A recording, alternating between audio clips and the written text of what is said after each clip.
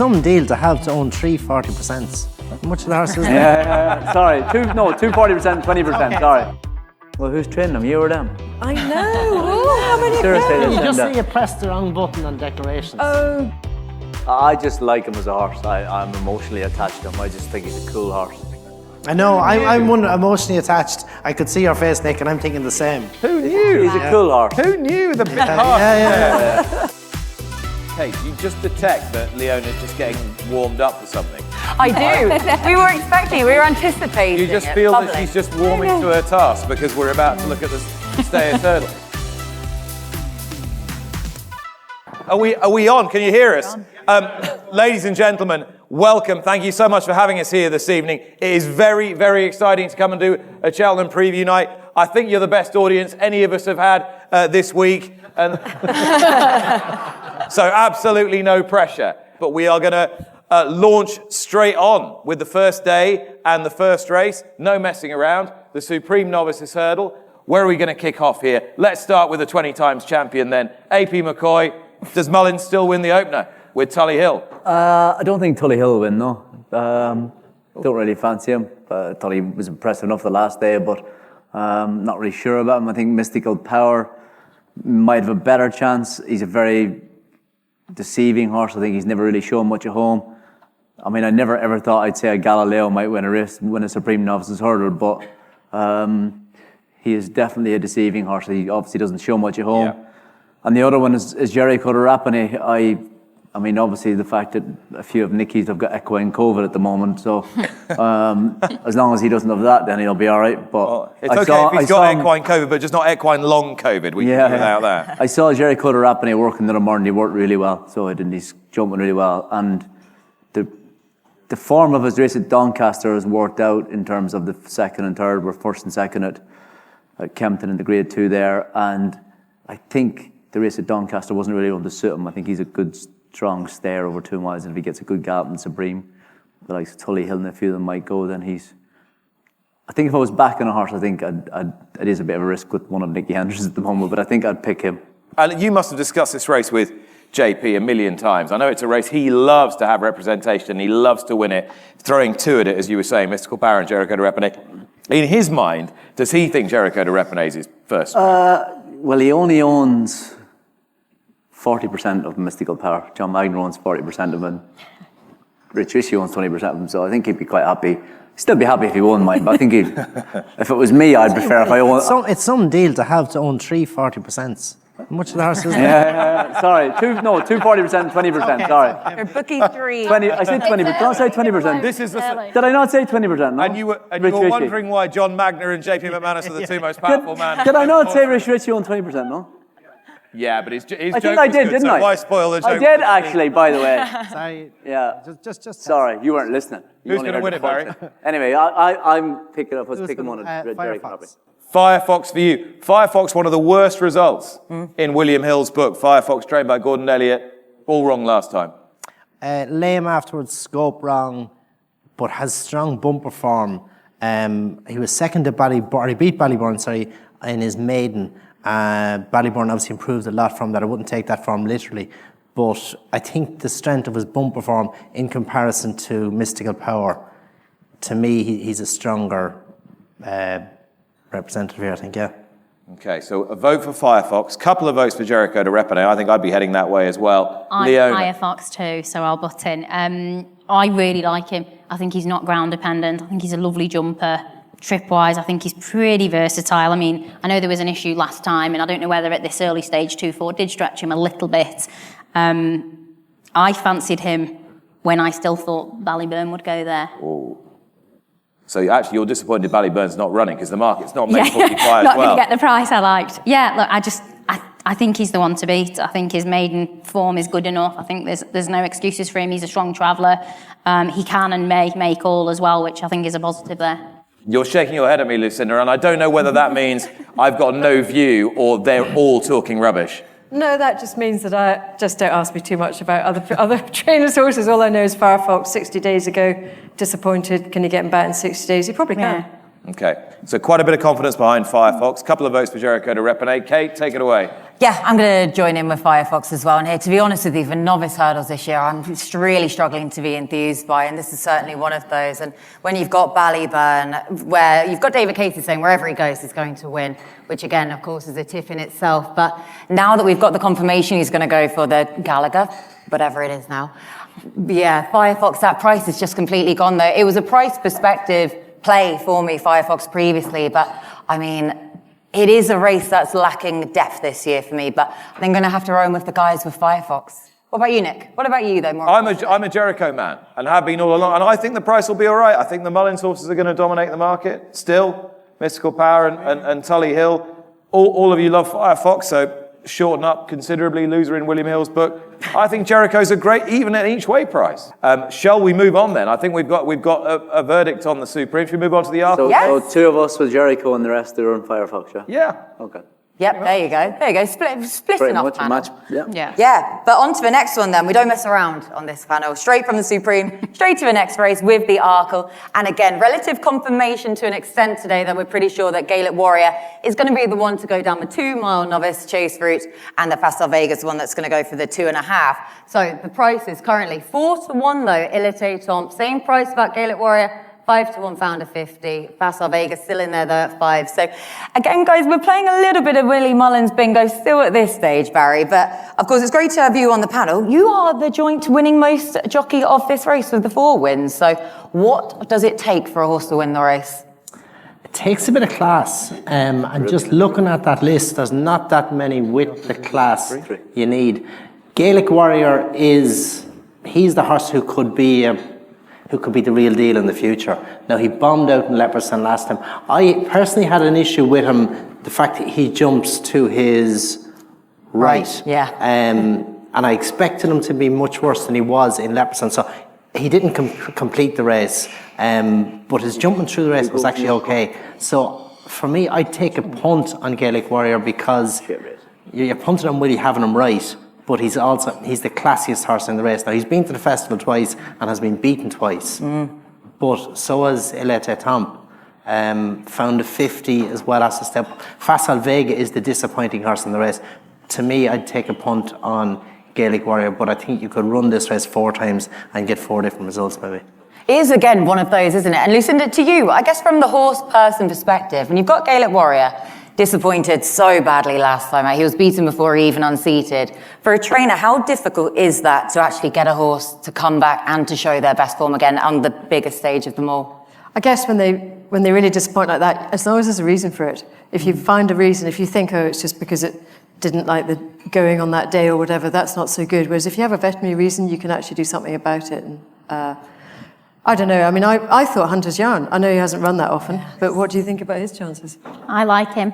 We're getting a tiny little hand there in the corner. Yeah, I thought he was impressive. I think some of the form's been very decent. I think that he's a horse who's still massively learning. He makes mistakes. He's like an Al Fabiola. I mean, he's not that class, of course, yet, but he's one of those that I liked him when he won at Fairy House. It's a kind of similar galloping track. And I think when they're working on their jumping and they're still either running very well against decent horse, he can make a mistake and belt one and still pick up and go and run a big race. I think that counts for so much. I think he's the one to beat. He's won on kind of good, soft ground, so I don't think it will matter, because that's the other thing at this time when we're tipping horses, if you don't know what the ground's doing. Will Daryl Jacob ride Hunter's Yarn? I guess he will. Well, I guess, like I say, because that's the interesting thing. If you think about, we've got the 2 in the betting there, both from Willie Mullins' yard. Does Danny Mullins keep the ride on Ilite Tomp, or does Paul Town and go Gaelic Warrior? I mean, AP, who would you be riding? Doesn't that speak for the yard's first string? If you like, if Paul rides Gaelic Warrior, he then is the choice first string. But Danny does ride Ilite Tomp, but I can't imagine if Paul wanted to ride Ilite Tomp that Danny would be on him. I think Paul will ride Gaelic Warrior. Yes, Gaelic Warrior is the best horse. So that's the long and the short. Drop him If he back can to keep 2 him straight. miles. If he can produce what he has done early in the season, he's the class act. Yeah. And to be fair, Danny I think the Ilite Tomp is made for Danny. as a horse and a rider, because he's not, I don't think you should let the hood and the fact that he's disappointed at 2 Cheltenham Festivals put you off of him whatsoever. I can't tell you, this horse's mental constitution. I led him up in the Supreme last year. It was like taking a Labrador for a walk. He is the most chilled out horse you've ever known.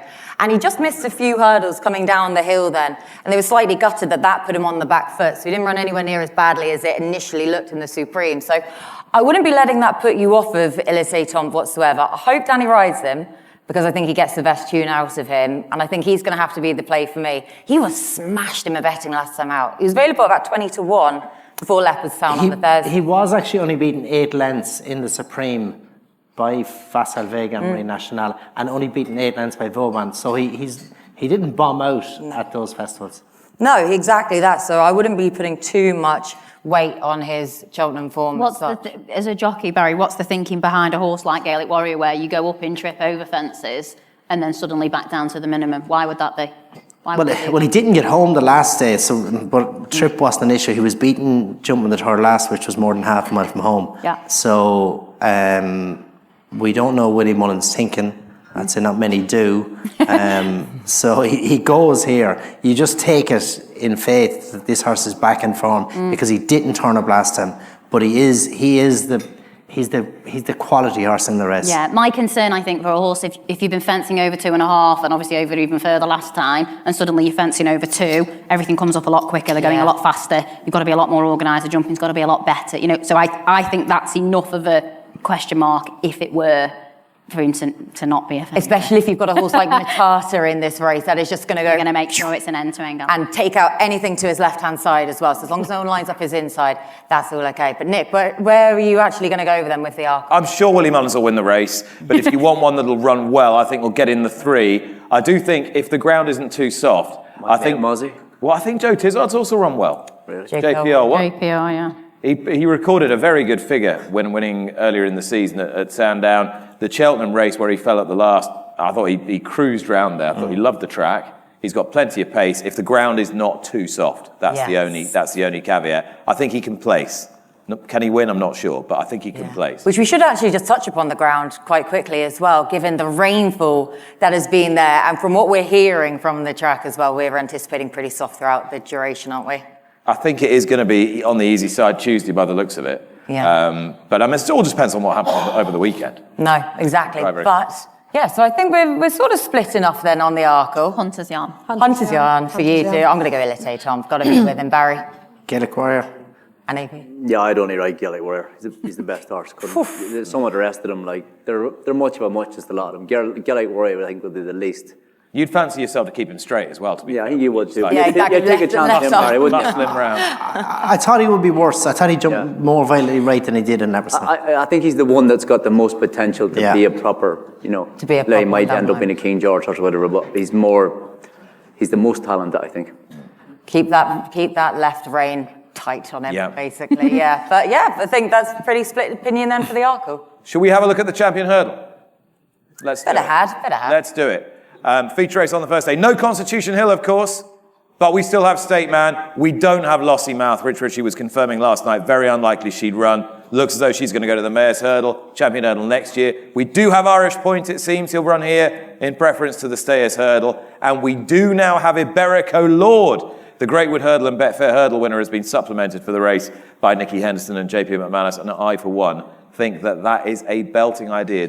Is it just dead straightforward, Barry Geraghty? Does State Man just go and win this race now with no Constitution Hill? If State Man turns up, the horse we've seen every day he's run to date, yes, he will win.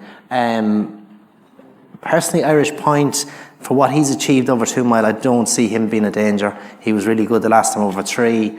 I think Iberico Lord would be the each way value, has form at the trip, is a horse on an upward curve. But if Statement would have to massively underperform not to win this race.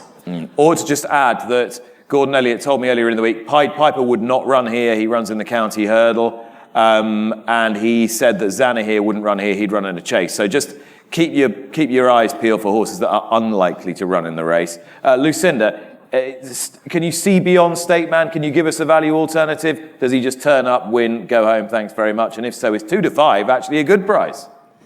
No, it's pretty rubbish price, but I think State Man he's just the dead obvious, isn't he? And when you're backing horses, you back the dead obvious. I like the idea of Iberico Lord. I think it's a really clever one. do. Would you do one of those combination bets? Yeah, I like Iberico Lord, AP. What was the thinking behind putting him in? He worked well on Tuesday morning. I think he's progressive. You're looking at Not So Sleepy, Neon Lion, who finished behind him earlier on in the year. He's only a 6-year-old. He's won 2 of the biggest handicaps of the year. Irish Point is a good horse over a trip, but dropping back on trip. On Nico, obviously he could have ridden Lucia, obviously with Constitution Hill gone, and he thought it wouldn't even be a close decision if he'd ride Brico Lord, and he thought it was a good idea too. So, and obviously Nicky did, which is more important. Yeah, and you know all too well that once horses start improving through these handicaps, they can get right the way to the top. You did it. You won the Betfair Hurdle and then won the Champion Hurdle. Yeah, in he's 97. only 143. But Step and obviously won a county hurdle of 141. But he is progressive. You know what I mean? And he has a bit of improvement to do as far as handicap figures and all that. But who's to say that he can't keep improving? You know what I mean? And I think at 14-1 he's up there. I'd rather back him to be placed than even State Man to win it 2-5. Leonna, you're not averse to coming up with a wild one. Anything for us here? A little. I've got a horse who finished in front of Iberico Lord in Lucia. I know Paul and Deb Sandy that own and bred her, and they are, she was in the county, and I think he kind of said, they're really keen. She is going to run here. Lucia, they are kind of adamant that it might be the one chance they ever get to have a runner in the Champion Hurdle, which I admire, and I think, they're going to give it the best. And she's shown some really good form on her day. She's a decent man. Nicky's kind of said publicly he thinks a lot of her. I know she's had the odd kind of lesser run, and few of those, there's been excuses. I think she scoped badly one of the days, and there's been a few little things for her. So, again, it's obvious to say you'd assume State Man will go and win, but would I back him at 2-5? No. Would I back Lucia to run into a place? Yes, I would. So she'd be the bet in the race, me with the mares. The other reason, sorry, Nick, why Brico Lord, the ground maybe on Tuesday could be as slow as it is if it keeps drying. You know what I mean? He's won 2 big handicaps on soft and heavy ground. So, that's kind of a reason that sort of made him think about going that way too. A positive. The ground. Yeah. Keep the dream, So soft ground, a big positive for Iberico Lord if he does turn up. Kate, how do you see the Champion Hurdle? Yeah, no, State Man's to lose, evidently. The thing that's annoyed me the most is just Irish Point being in here. I haven't got all that many strong convictions, and I haven't had all that many anti-post plays throughout the season. Irish Point for the Stayers Hurdle was one of the ones that I was still clutching until the few weeks ago for the Stayers Hurdle. Did you back non-running money back with William Hill, presumably? Yes, of course I did. Yeah. Nicely done, yes. Well, First ones to go non-running money back as well, so made sure it was with them. That's the only saving grace. You know why they haven't gone to the Stayers with Irish Point, don't you? Because they know they can't beat Sire de Burleigh, so they're not going to want it. Nothing can beat Sire in it. By the way, in case any of you forgot, Leonna did tip Sire de Burleigh last year at 66-1. And AP put you well off of him in this last He year. was 80s actually on the preview night, and you told me he wasn't going to run. I was like, I'm going to tip him anyway. I'm not having it. Anyway. There we are. So is what we know. Gordon Elliott knew. JP knew. Leonna Mayor knew. Well, JP didn't actually know, but he wished he'd have known. He'd like Sire de Burleigh to have told him, so he would have. Shall we whiz down the line then? Echoes and rain each way. I hope there we go. Yeah, One not the mares. She's a 2-miler. She's been taken on the boys. Rule out last time out, but to be getting to within, I think it was about 5 and 11 lengths of State Man in the 2 previous races this year, I think that's still good enough to be second out of this slot. But I can't wait to see the memes that are going to come out about Not So Sleepy on Hugh Morrison's Twitter page. That'll be the highlight for me. Not So Sleepy. He's only 16 years old, and here he is in his 8th Champion Hurdle. It's Not So Sleepy started 125 to 1, 100 to 1, and 100 to 1 for the 3 Champion Hurdles he's running. Yeah. He's now 12, and what is he now, 14 to 1? Nuts. Tells you everything you need to know, really. Lucinda, where are we going? I'm going to Iberico Lord. Iberico Lord for you, Barry? Statement to beat Iberico Lord. Leonna? Lucia each way. Lucia each way, AP? Yeah, a Brico Lord each way. Yeah, I'll keep it nice and boring with State Man to beat Iberico Lord as well in the Champion Hurdle. 3:30 Tuesday. Those are the latest prices, but do bear in mind, Lossy Mouth, an unlikely runner here. Pied Piper, an unlikely runner as well. The rest of them, I think, are probably going to run. Love Envoy, I think, is an unlikely runner as well. Yeah. I think she goes to the mayor's race, which I think, Kate, we're going to tackle next, aren't we? Nicely done. Nice link there. Yes. So lots of the horses that we've just been looking at, of course, going to be featuring in the Mayor's Hurdle. Lossiemouth, very short price favourite, 1-2. Ashrow Diamond, 7-2. For me, I think they should probably be a bit closer in the betting. Ashrow Diamond over hurdle. She's actually unbeaten taking on Mares over hurdles. So 7-2 might interest you. Then we've got a bit of a jump, 12-1 bar, about the remainder, about these mares. But Lucinda, I know that we've only seen Lossiemouth then the once this season. So impressive. But we've kind of forgotten the fact that she is only a 5-year-old now. And it is still enough of an ask for these mares to step up in grade like this at the festival. Absolutely, and she's also going up in trip as well, which is quite a good effort. She's... I'm going to go with Love Envoy, because I know Love Envoy will definitely stay the trip, and I think she'll be just snapping at Lossiemouth's heels.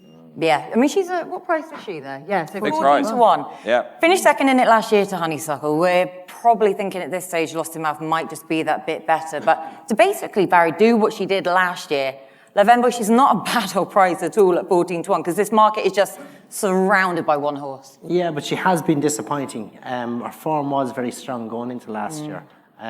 She struggled this year. She was disappointing at Sandown. I forgave her on the heavy ground, but she was well beaten by Lossiemouth last time. Lossiemouth is home and hosed, bar a complete mishap. Yeah. The value for me is Tell Me Something Girl, who is 20-1, I think. She won the Mayor's Novice Hurdle a couple of years ago. She had an attempt at chasing. She won one of her 5 starts, but she was second to Zarek the Brave last time in Nace, having put in an ordinary round of jumping on her return to hurdling on her previous start. To me, she has the potential to be competitive with Ashrow Diamond, Marie's Rock, Love Envoy's current form. So at 20-1, she's value to oppose the rest, with the exception of Lossiemouth. Yeah. Do you think Rachel will definitely ride her over the other couple of Henrys? That Lantry lady won quite impressive in going. But she's won from one over. Yeah, she made one run. Big call. But if Rachel doesn't necessarily mean that she isn't. With the Darrow Keefe rides, I'm sure she's owned by Kenny Alexander, so I'd imagine Rachel would be happy enough to stick with her. Yeah. And she's won at the festival on her as well. Exactly like you say, yeah, won on the festival on her, got the past history, the owner connection, so I have a Honeysuckle link then from last year as well. I mean, Leonna, from betting-wise, though, do you have an angle into this one? Absolutely. I thought so. I thought you Yeah. Well, Ashrow Diamond is off the same official rating as You Wear It Well, the horse who's already proven around Cheltenham. Kind of has been forgotten in the market. I'm happy to ignore that last runner. I think it was Haydock, wasn't it? Absolutely whacked one, and I think that was just the end of her race. I think it knocked her confidence. She's beat Lucia, and of course I fancy Lucia for a better race than this. I just... has finished around all the right horses, has got close to Marie's Rock. I think the betting's completely wrong for You Wear It Well. I feel like she's become the forgotten horse in here for some reason. I'm not saying she's good enough to go and beat Lossiemouth, but that's why one's 2-1 on and the other's 50s. I've backed her already at 50s. You Wear It Well. already back to her 50s. Nicely done. Okay, AP, beat that. Yeah, she might have a lovely day out in Cheltenham and all that, but... Thought the same as Sarah de Burla last year. I thought the same as Sarah de Burla as well last year. I know, me too. So you have she to might respect run it. it. She do. Yeah. But would I be like to be going out in Lossiemouth? I think Nick would win in Lossiemouth, to be honest. Sorry, Nick. Yeah, I haven't seen you on a horse. You any good on a horse? You've seen enough of me, but you've not seen me on a horse. Yeah. Okay, well, if you could sit in Lossiemouth, I think you could win there. I reckon I could, yeah. I reckon. Yeah, well done. There you go. Yeah, he's even confident enough to say Nick will win her himself, so well done. But I reckon I could win on Ashrow Diamond as well. If Lossiemouth wasn't there. No, you couldn't, actually. Good effort. No, Ashford Diamond's a good mare, a good filly and all that, but I don't think you could win her. 7-2. You could win in Lossiemouth. 7-2, Kate. Ashrow Diamond for me. Actually, yeah. Yeah. What, too big a price dictator? Well, first of all, I think the price disparity is too big. Secondly, you've got to think that Lossiemouth could have been a little bit flattered by the margin of victory last time. Also, some of the horses she beat were just bang out of form. And Ashrow Diamond, I thought, was really, really good at Doncaster, and you know she's going to get every single yard of this trip. Did Lossiemouth not scream to you? Because I know she screamed to me in Cheltenham last day how much she's going to improve for that run. She seemed how much better I am than all the other ones. Oh, that too. But she hit a little flat spot early in the straight. Paul Townend was slow to commit because he knew it was her first run back. And then when she came alive at the back of the last, like you wouldn't have thought 50 yards before the last, she was going to pull away from the field as comfortably as she did. I didn't think. That race back. She never changed the lead or anything, and as in she just literally stayed on that same lead canter, and you were like, that was a stepping stone to something special. So do you not have any sort of concerns then? Like Lucinda touched on it there. The step up in trip is the only real question mark. Why aren't they running her in the champion hurdle? Because He's 1-2 to win a mare's race. he's odds on already in that statement. Yeah. But he's the reason he didn't run Lossiemouth until Cheltenham that day. Her age as a 5-year-old. And he did the same with the other filly as well. It was Astro Diamond, wasn't it? Yeah, ran the same day in Doncaster. So he protected them on the back of Cuvega missed a good bit of time in her second season over hurdles, and it was only through a little bit of a hiccup she'd had in training. But Willie felt this worked to her benefit. So this was the plan. Obviously, no one else was told. But Lossiemouth had entries, wasn't taking them up. But no, to me, that was a stepping stone. She would give Stateman lots to think about in the champion hurdle, but that's and they feel like they've got plenty of time. That's next year's game. And Nick, we've actually nailed Willie Mullins down to setting a horse in a race that we know. So don't try and tempt him into bridging the gap between two races. It could all change between now and Tuesday. That's the irony of it. So going down the line though, Mayor's Hurdle, Nick. Yeah, I'm going with Ashray Diamond. AP. And I'm riding Lossiemouth. Lossiemouth. Well, it's something that we all want to see and we're all visualising now, yeah. I'd love to give you a 12-1 loser, but no point. No point for AP. You wear it well each way, and she isn't running anywhere else because she's not entered anywhere else. Massive price And in she's Leonna. 50 or 66, I think. We've not even got her on the screen. Yeah. Bar. She's in the bar, as we all will be. Barry. Tell me something, girl, each way. Each way. Lucinda. Love Envoy. Love Envoy. I'm going to go with Love Envoy as well then, yeah. But each way, just to do what she did last year. Mayor's Hurdle, good little race though, Nick. Yeah, we probably got a winner and lots of fun each way picks along the way. We ought to talk about the remainder of the races on Tuesday. Lucinda, we need to come to you first because you've got Appleway in the National Hunt Chase. There's only 10 confirmations. There might only be half a dozen runners, and she is going to stay and stay and stay some more. But is she in good enough form to win this race, do you think? Oh, 100%, yeah. No, she's in great form. I still have a little inkling. I feel like a proper trainer. I have an inkling towards going to the Ultima as well, but I don't know that she'll definitely get it. Hang on, you've just changed your mind in 90 minutes. Will your other horse I just tried to put him away. Just to throw, I know, we were just in the green room there and Lucinda just put Nick away. Will Giovinco not win the Ultima, no? Giovinco would win the Ultima. Could you please phone us? In fact, would you like to just text them on the WhatsApp group and Get hold of tell them No, could it not, no? that he should go in the Ultima? He's probably the best handicapped horse in the Ultima. So where is he but going? They want to go for one of the novice chases. Well, who's training him, you or them? I know. Ooh, how many Seriously, pounds? You just Lucinda. say you pressed the wrong button on declarations. Oh, I think if you say I AP press C and said, So which novice chase do you want to go for? actually, what I should do, I might just, can I video you? Say AP. So, right, here we go. We'll Well, just no, I just think it has a chance, like. The but 3 which mile nov- novice chase, 3 mile. Brown advisor. So, Lucinda, why are you not running Giovinco in the Ultima? I don't know. Who thinks that Giovinco should go in the Ultima? Well, I It's do. an absolute moral. Can we have Well, hands up? Well, I do think so, but Anyone else think that Anyone else think that he should- Anyone in the audience think Giovinco's a moral in the Ultima? Yes. Yeah. you told me you were the trainer, but I don't know. You listening to someone else, or what's going on? He's going That's for why I'm not a trainer, by the way, isn't it? Yeah. So there we are. So Lucinda That'll could be actually have awesome. 2 winners. Anyway, I want to get. Hang on. I want to know where is it going to run instead? Just that matter of interest. Oh, he's going to have a nice social day out and go. And how many people are going to be watching him there? Well, exactly. I'd much rather go for Who the Ultima. cares about? I want someone to win else? the Ultima again. Yeah. Maybe I'm a bit of a but. Anyway, why? I thought most people bought a horse to try and win a race at Cheltenham with it. Oh no, but they. No, think or is that just about just being a bit too into the big watch list? Everyone. Yeah. Anyway, Giovinco Sorry, will be bye. trained. He'll be trained next week by Willie Mullins. And he's going for a novice. He's going for a novice chase in Carlisle when there's no one there. Fifth in the Brown Advisory. Fifth in the Brown Advisory Okay. rather than first in the Ultima. Yeah. I've seen. Oh, you're actually going to go for the Brown Advisory? Yeah. That's even more mad. Oh, I thought you want to go in Carlisle or somewhere the week after. Lucinda, I've seen quite a lot of No, people no. saying about Appleway wanting it bottomless. Don't agree No, with that? no. She actually is better off. Good. If you remember at Aintree, Aintree. she backed Yeah. off the ground Yeah. good to soft. Yeah. Seriously. Yeah. The She's Brown- just a, Yeah, she's a she's stayer a who sweet wants little good thing. ground, Yeah. right? Yeah, she's not very big, but I think actually that National Hunt Chase would really suit. We've got a really. Okay then. Love that So trip, just, wouldn't would she beat Giovinco in the Brown Advisory? Giovinco. They go one or What the way other. did you do it then? Giovinco in the Ultima and her. Yeah, in he's the not going to win the Brown Advisory. Yeah. No. Yeah. And you get the Bears allowance in the National Chase. and if You're going to get Barry O'Neill to ride, Barry one of the O'Neill best Irish amateurs. Yeah. You got Giovinco well handicapped in the Ultimate. Boom. A double for And Lucinda Russell. believe you me, if he's going to win the Brown Advisory, he'd be some certainty in the Ultimate. He won't even have to ride on the Ultimate. I promise you, he's one of the best handicapped horses in the So if thing. he finished third in the Brown Advisory, be a certainty. Well, Have we got this something like all that, sorted Barry. out now? We've got it Does- sorted out. does I'm going to anyone send them the video and we'll see what they say. We're finding out plans live. No, from yeah, us here. I know. Well, what we do need though is I know, best, what are we on best here? winners. What time We is need it? best 20, winners on the 40. first day. So, Kate, of the races that we didn't do in depth, so the Ultimate, the National Chase, the Fred Winter Boodles, do you have some winners for us? No, I actually don't think I do. Okay, let's crack on. Lucinda's given us 2 winners, both from her yard. Both Barry, in the wrong race. the rest of day 1, what do we got? I like Embassy Gardens in the National National Chase. Chase. Jumps So for the really boost. well. Yeah. I like Corbett's Cross. I think he'll beat him. In the same race? Yeah, because Derek O'Connor's riding him, so Okay.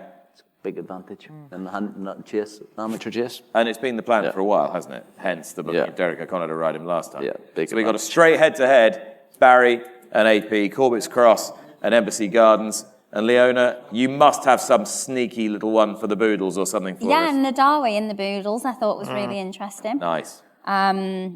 I think Gordon's kind of done the same thing with a couple of other horses, hasn't he, over the years? I think Aramax was one of them. Was a decent horse on the flat. I like the look of Nadawi. I think he's a bit of value in the Boodles.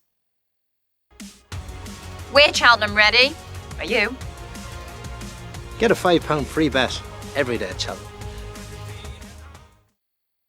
Kate, are we going to move on to day 2? Yes, day 2 then. The first race that we're going to be focusing in on is, of course, the newly named Gallagher Novices Hurdle. Don't know whether to credit Noel or Liam for this one, but previously the Ballymore, previously the Neptune, the Royal Sun Alliance, etc., etc. The 2.5-mile Novices Hurdle then for this one. What were you thinking? Well, I think if William Mullins thinks out of all the options that he could have gone for, this is the race for him, it probably is the race for him. It's a bit boring to have an odds-on favourite, but I think, yeah, he's shown everything that we want to see. Yeah, no, he really has done it. I mean, Barry, you said earlier on that David Casey had said wherever he goes, he's going to win. So that in itself, massive vote of confidence. He's the standout novice hurdler for the season. He was brilliant in Leopardstown last time. He was brilliant there before. He was second to Firefox on his first run of hurdles. Would have needed a run. Now, you mentioned, Kate, in the intro, if he settles. That's probably the key to him. He was very keen on his bumpers. He was keen on his maiden hurdle first time. He needs to switch off. The occasion is going to fuel him a little bit. Now, he is the best horse in the race, and the only slight negative for me is that he needs to settle. So if he settles, he wins. The only thing that could beat him is if he doesn't settle. Of the opposition, I think Slade Steele will do better against him up and trip, but I'd get hard to see him beat him. And at a price, I think Handstands, who won the Sydney Banks in Huntington last time, he's a real improver.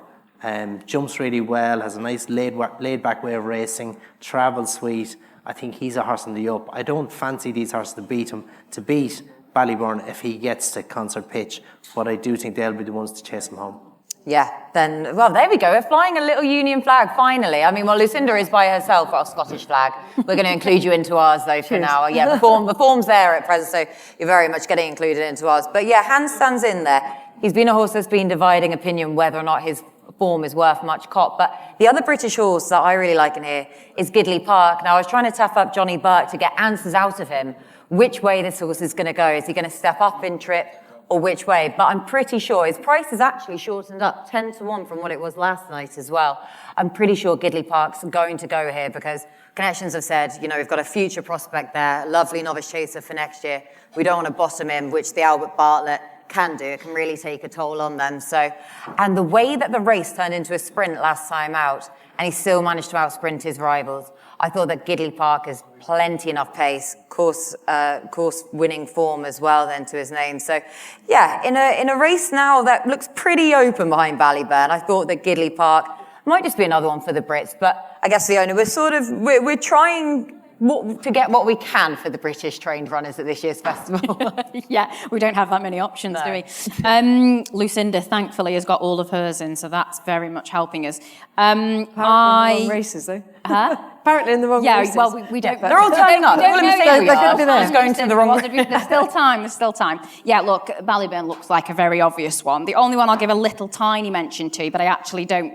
I don't know if he'll run, and I don't know if he'll run in the 2-miler. Mr. Giff, I thought, was one who's kind of nobody's noticed. I mean, he won a maiden hurdle, but he won it so unbelievably easy. I think he won by 20 lengths at Limerick. I don't know how much he beat. I was taken the way in which he went through the race. He's one who I wouldn't be bothered what the ground was because he's won on heavy in France, which we know can be horrifically soft there. So I'd kind of just had a little look at him. I mean, he's huge. He's 50-1 or something. So if he ended up running in there, I wouldn't be surprised to see him go for a place. Just, we've got kind of the whole Slade Seal, Mystical Power, Ill Atlantic, depending on who goes where. Even reading Tommy wrong, you'd have to give a mention to, but I think he goes elsewhere, doesn't he? Yeah, pretty sure he's going to go out with Bartlett then. Yeah, spud race for reading Tommy wrong, we expect him at Mystic. And I'm not just following the Simon Mania horses. No, but I've mentioned both of them in there. I was going to say, big fan of a double green. I mean, Ballyburn with that confirmation now, we've got up-to-date prices here, 4 to 7. Is this a lot of hype? Will he settle well enough for this, I guess? Yeah, he looks dead straightforward to me. Do you think? He looks fairly heavy-headed. Onward bound. But they just don't No, go that's slow, not one do we they? want. Good old jumping pedigree by Flemonsforth out of an old Vic mare. Loves Proper old softish school. ground. Yeah. I just don't see him beat, I'm afraid. I'd love to try and find something interesting, but I can't. Okay. Story of my life, really. The lack of interest is there then. Should we move on? Oh no, AP, did you have anything? No, let's move on. Okay, Yeah, move perfect. on. I think Willie Mullins has so many horses going there, and they think Ballyburn is the best novice Yeah. they have, so it's hard to go against them. Predator's Goal could run all right at 8-1. He won't win, but he was a bit too keen the last day over 2 miles 6 in Leopardstown. Dropping back a little bit in trip here. Maybe he might be placed, but no, Ballyburn. All right, Ballyburn wins it then. Dull race, move on.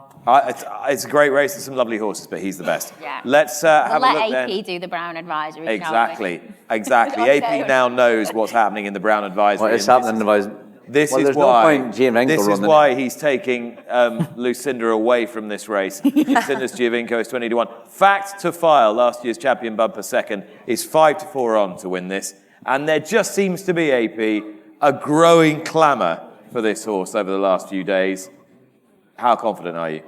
Well, you'd only have to be confident what you saw the last day in Leopardstown, but it's more about what Willie Mullins says about. You just talk about him, and I know that it's trying to make a comparison that he's taken a similar route to Florida Pearl, who went straight over fences. I'm not even going to tell you about the time that he did at Leopardstown the last 2 miles, whatever the last day, was unbelievable and all that. Now, I suppose the fact that he's 4-5 for a novice chase in Cheltenham with not that much experience, and now you've got the likes of Broadway Boy in it, he's going to make sure it's a good test of stamina, which will suit Stay Away Faye, who's, he's a solid horse. He ran obviously well in open company the last day. But if you listen to Willie Mullins, you'd think that he was different than the rest of the horses he have. So, and if you listen to Tony Mullins, his brother, He'll win the gold. Oh, Cup. God. he'll tell you that he's Beat win that everything. Galopin. Yeah. So, but anyway, look, he's 4-5 for a novice chase. Now, there has been good ones that price got beaten in this race before in the past, but you'd only ride Factor 5, I think. Alrighty. We don't And ask Lucinda Giovinco, about he has no business running that, Lucinda. There we are. Just do them a favour, he will not win. We just know that these clips are going to come back to haunt you when They won't. Giovinco They won't. strides up the hill to win the Brown Advisory. Barry, who would you bet in this? You couldn't but want to be on Fact File, but he is short and very short. Each way, I think Broadway Boy, he's a horse who was on a good upward curve through the season. I think his 6th run was in Warwick, and he's only a 6-year-old. So he had ulcers afterwards, he scoped badly. He had a lot wrong with him that day. It's 2 months ago, so he has enough time to bounce back. He would be a horse who could run well to fill the placings. Stay Away Faye, for me, I would rather him in the National Hunt Chase. I think he needs every yard of a trip. But Fact File is the one he's going to be very, very hard to beat. But Broadway Boy could run well for you at a price. Okay. Kate, have you got anything more original? Oh, no. No, Factor File. I adore this. Obviously, it looks so straightforward, doesn't it? How many is Willie up to now? We're already up to I about know. 8, and we're not even halfway through the week. Hence why I have my glory hunting week for every year working for him. So, so hopefully I'll get to sort of go and pat him on the nose or something. Do you know what you're riding yet? Willie or... No, I don't. It'll be some JP thing or it'll be some mare. That's what I tend to get. And not Dino Blue. Luckily, I'm not going to probably be anywhere near her this year. To get a beat off a marker 140 last year was quite a feat by me. Okay, so it's not going to be Stayman and Galopin Des Champs then? Unfortunately, I'll try to twist her arm, but no, I doubt I'll be allowed. Some handicapper off a 135 I'll get. I feel Leonna's brewing up to something special. No, I agree with Barry. I think Broadway Boy is really interesting. I think Warwick, I don't think Lucinda's Apple Away did Broadway Boy much favours because they kind of didn't help each other with being up front. And they just set it up for a closer, which ended up being Grey Dawning. But that run at Cheltenham I thought was very good. Beat 3 under 3-5, who then won at Ascot when I was there, despite probably making a few mistakes, really. So I thought Broadway Boy was overpriced because, again, I wouldn't put Factor File as a tip because I wouldn't back it. So it's not a bet. It wouldn't be a bet for me, but Broadway Boy would. For Nigel Twiston-Davies, who I think won this race. He's won this race at least twice before, I think. Lucinda. Well, I think Giovinco's better than Broadway Boy. You think Giovinco's better than so Broadway he's Boy? some certainty to win the Ultima. However, I know he is. Oh, there you I go. agree. Giovinco should go for the Ultimate. Yeah. Have we had a reply yet? No, I haven't sent it to the owners yet. Would you like us to press send for you? Send it to them. I've sent it to I'll do it for you. I'll happily do it. I've sent it to Give me their number and I'll send it just as an anonymous. Okay, as an anonymous. Or AP, do you want You can get arrested for that kind of thing, can't you? Yeah, I'll just send it to them. I'll have my last little line, Kate. American Mike has beaten Factor File once.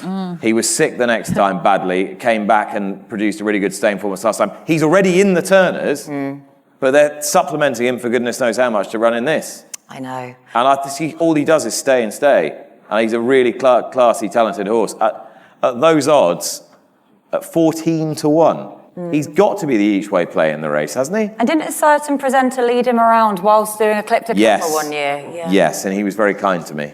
Yes, hence why we all have our biases and affiliation. I just worry about him.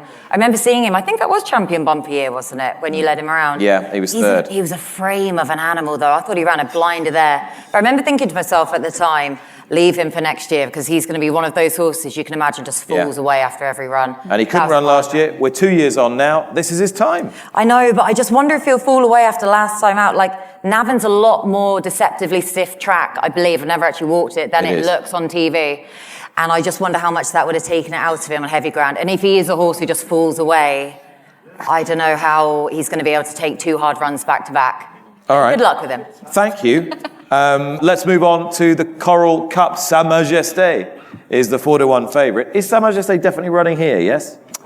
Yeah, I think so, yeah. Yeah. And I think he is. That's supposedly the great good thing, handicap good thing of the week. Sa Majesté? Yeah. Okay. I don't know, you tell me. Is he? Well, the owner wasn't sure, but yeah, hopefully he is. It'd be nice if he was. I mean, he beat Noble Yates. He beat Noble Yates. Over 2.5. Yeah. The Grand National in over 2.5 miles. Now, he's really 140. I mean, they're interesting. Like, Langerdan is obviously an interesting one.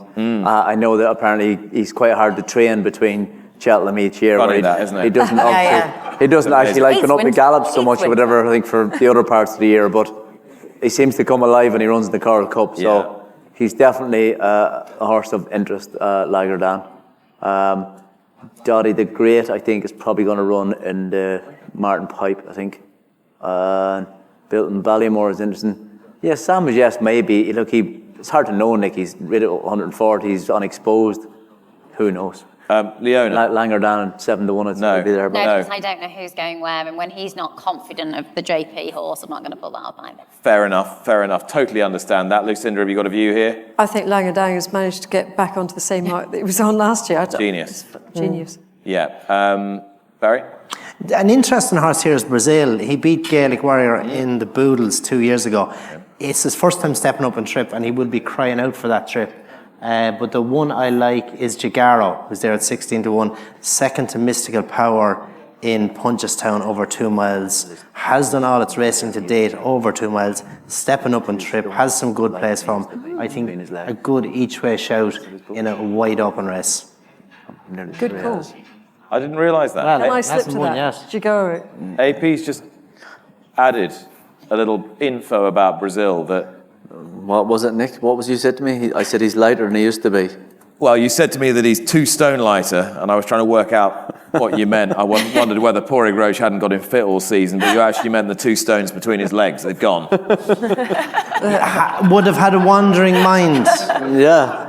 Removed. Over the years, so mightn't wander so much. Brazil For has the now best. got For the best. Yeah, whatever species always helps. Yeah. eyes on the prize, Brazil. Yes. So there we are. No, he had his eyes on his prize before, Nick. That's true. But the prize, he never got the prize. So I never. Yes, I'm nearly certain he's now. Yeah. Yep. He's a big. There we are. He's a big gelding. He was a colt. colt when he won the Fred Winter. So Okay. I'm not sure that's made much difference to him, but. I'll throw one at you, Kate. Oh, no. Might I? Oh, okay. Might I? Yes. Remember him from the days when he was running up behind Constitution Hill at Sandown as a novice? Yeah. Well, he tried a bit of chasing, didn't like that. He's quite well handicapped over hurdles. And trainer is confident that he's one of his best chances of the week. And he's got a few, so he'll do for me. 142, mark of 142 for mine. Yeah. So I like to say, yeah, hated chasing, didn't he? Well, didn't quite take off for that then. But Langadam, though, for me, this time of year. But I didn't realise, I was reading back through the race reports earlier, he did bleed last time out. He bled? Yeah, no matter how well handicapped you have a horse on the same mark again, if you've got a horse that then bleeds, doesn't matter how well handicapped they are. I'll have a 50 with you that he won't bleed next week. Oh, well, no, because I'm now stuck in a paradox because I hope that's the case because I'm with him. Yeah, this time of year, that mark, tiny little horse, this has been his aim. Yeah, he's difficult to go against. So I would like to take that, but I mean, I'm left in a no man's land then. Shall we move on? Let's yes. move on to the next race that we're going to have a look at on Wednesday. And this should be, lo and behold, another Willie Mullins Short Prize favourite in the shape of Wait. El Fabiola. John Bon. I can't see why you go past him. So you think John Bon and not El Fabiola? I think John Bon, not over El Fabiola. This gentleman You've got a agrees with you tiny as little well. ripple of There's applause one there. other person in the whole room that agrees with it. That's good, thank you. Are there, And AP. are there any other John Bon fans in the room? Yes. 2, 3, 4, 5, 6. Don't be shy. 7 over there. Yeah, they're all coming out of the woodwork now. Few in the corner. AP McCoy. I just like him as a horse. I'm emotionally attached to him. I just think he's a cool horse. I know, I'm emotionally attached. I could see your face, Nick, and I'm thinking the same. Who knew? He's a cool horse. Who knew the big horse? I like him. He's a cool horse. So, look, it didn't work from the last day, but I actually thought he was really impressive in the slower chase at Cheltenham. And if he's ridden like that, then 6-1, like, sure, it's great. Yeah. You know, he's not going to be. Edwardstone's not going to beat him or El Fabiola. What do you like about him so much? Why do you warm to him? Well, he's won a lot of races. You know what I mean? He's got beaten before the last day. He'd only got beaten by El Fabiola and Constitution Hill. So, and then he obviously got beat the last day, but he jumped terrible for whatever reason. I don't know why. Kept trying though, didn't he? Yeah. I just think if he's ridden positively and aggressively, then he'll. AP, are you concerned though about last time? Obviously, he made that howler then, that he then subsequently. I know he's had the freshen up now 46 days. That was a hard race he would have had after that. I mean, in that situation, if you had had John Bon busting the fence, would you have wheeled him out then? Or would you have finished in that way? I think I'd have let him. Look, who knows? He didn't win, so it doesn't matter. But I wouldn't have pulled him up. I think. Anyway, what I do think is I wouldn't worry about him having a hard race. He's actually better at Aintree and at Sandown at the end of last year after Cheltenham, after he'd had a hard race in the Arkle. So I wouldn't worry about that. Look, there's a worry about Nicky's horses and all that, but at 6-1 if you're getting a prize, I think it's a bet than nothing. I think it's a complete free bet. You're shaking your head, Leonna. El Fabiola was already beating John Bon, but neither of them jumped very well in the Arkle. They're both still learning. I just think El Fabio is too good. Fabiola, I just think he's too good. It's that simple. And do you see it the same way, Barry? I would see it the same. El Fabiola will very hard to beat, a little bit like the other Willie Mullins odds-on shots. John Bon didn't convince me in Cheltenham last time I was jumping. I saw a quick video of him schooling that Matt Chapman put up, and it didn't really was he schooling with Matt Chapman up, did you? Maybe that's why he didn't jump so well. Lay all day. So I'm just not fully convinced his jumping is just where it needs to be. Edward Stone, who John Bon had beaten a good few times in the past, including the Tingle Creek, he obviously stepped up. I think he could be each way play, but El Fabiola was home alone. So we've got a John Bon. We've got an El Fabiolo. We've got an El Fabiolo. We've got a John Bon. We've got a John Bon. a John Bon. So it's 3-2 what to did I John say? Bon. Sorry, El Fabiolo. What am I talking about? So hang on. Sorry, El Fabiolo. It's 3-2 to El Fabiolo. Yes. Should I just go to John Bon just to even it out? Yeah. No. I actually think El Fabiolo will just win. It's very boring. Thought Captain Guinness might sneak into a place again, but... I still want to see how Edwardstone's going to be ridden. Who's going to win the battle there, pace-wise? Well, I'd love Edwardstone to win. You'd like him to win? I'd love Would you like him to be allowed to bowl on? Yeah, I would, I think. Yeah. I think I would. I hope so. I really hope we get to see that from him. If you were riding Edwardstone, would you just bash on like they did at Newbury, or would you try and hold on to him? I wouldn't want to ride Edwardstone. But I'd rather ride John Bon. He's emotionally connected to John Bon. That's If I was riding... say JP had owned Edwardstone and not I'd John say Bon. no, I want to ride John Bon. If you were still in the days when you were riding for Martin Pipe, and he said, I think this will win. I'd like to ride John Bon. Well, yeah. I'd like to ride John Bon. He loves John Bon. I just like to ride him. There's something about him. I just like to ride him. the issue is for a race like that, when you've got a few that could go forward, it's a kind of jockey thing, isn't it? That they know when they go out there, they will probably ask or they jump away. Yeah. One of them will just have to take a lead. It's that simple. And it will be whoever perhaps either gets the quickest away, whoever jumps the first, the best. It will end up what it ends up. But as long as they're going quick enough, I don't think, it doesn't necessarily need to be one or other that's in front. I don't think, they can take a lead if they're going quick enough.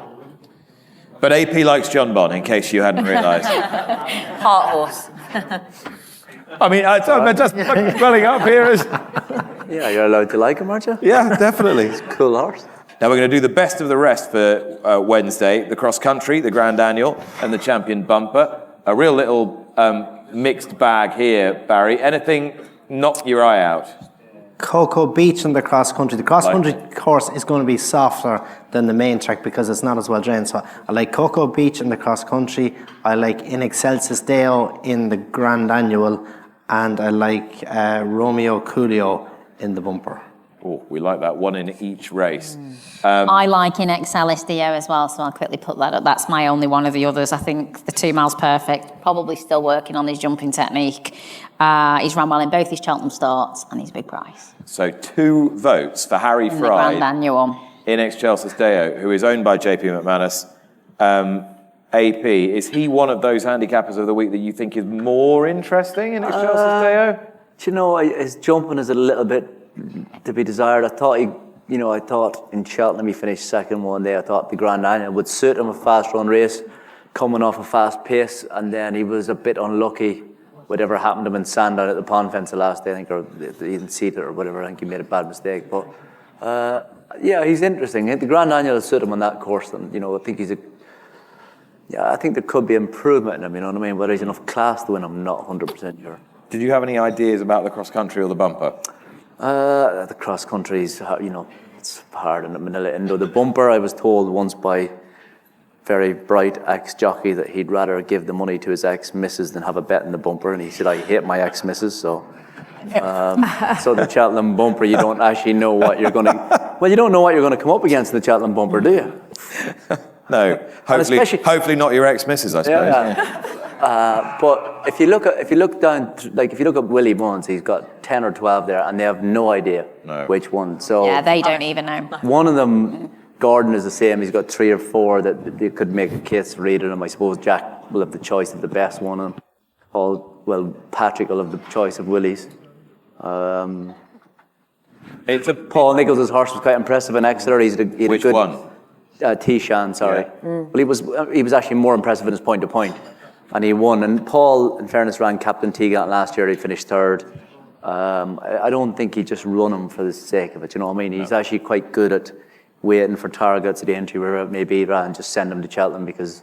And Johnny Delahaye is that sort of an owner too. Like Pictori's not even entered for Cheltenham. They're going to go to entry with him because he might have a better chance of winning. So I don't think he'd be entering Tishan in a win. And I just on the whim. And I don't know that any of the Willie horses are just standouts, but who knows? One of Gordon. Romeo Coolio. Yeah. Romeo Coolio. Lucinda.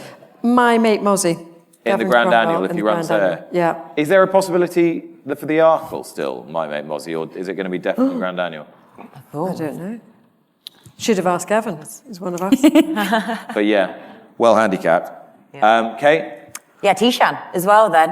I mean, you couldn't really, it wouldn't be like Tom Malone not to eulogise about a horse that he bought now, would it, by any means? But yeah, the way that he spoke about this lad and the way that he won his point-to-point, as AP said, he was 18 seconds quicker than anything else on the card. That's mind-blowing. And apparently that time was accurate as well. 41 lengths quicker in front of the second horse that day as well. And he was relatively easy to back at Exeter on his rules and Sable debut. I know he went off at about 10 to 11 in the end, but in the build-up, he was relatively easy to back. I mean, the conditions were horrific that day. I thought he won that pretty easy, given that you couldn't really tell what was in behind him, admittedly, form-wise, I'm not entirely sure. But like AP said, Captain Teague, he was the first home of, well, he finished third, but he was the only one in the first 11 home in the Champion Bumper last year. Same connections. Year before that, Authorised Speed was fifth, did best of the Brits. So we haven't got the good recent record in the Champion Bumper, but this Tishan was the talk of the Irish pointing circuit, so 6-1. One thing we forgot, Kate, we forgot, Yeah. I forgot, I apologise. Day one, to tell you about the £5 free bet offer. Oh, yes. Yes, so I'm going to tell you about that now, and then we're going to have naps for day one and day two from each of the panel. William Hill have got a great offer, a £5 free bet to all new and existing customers on each day of the Cheltenham Festival. So these are what our free fivers would be going on each of the first 2 days. And then we will have a look at the Slido result, and then we will take a little break. It took me 5,000 takes to do that for an ad, Nick. That £5 free bet. You just done it in like 20 seconds. I took two. I took at least AP, two you're being takes. paid per second. Oh, okay, that's why, Barry. And Okay. you were memorising it as well, and I was reading it off my tiny screen, realising that my eyes are going.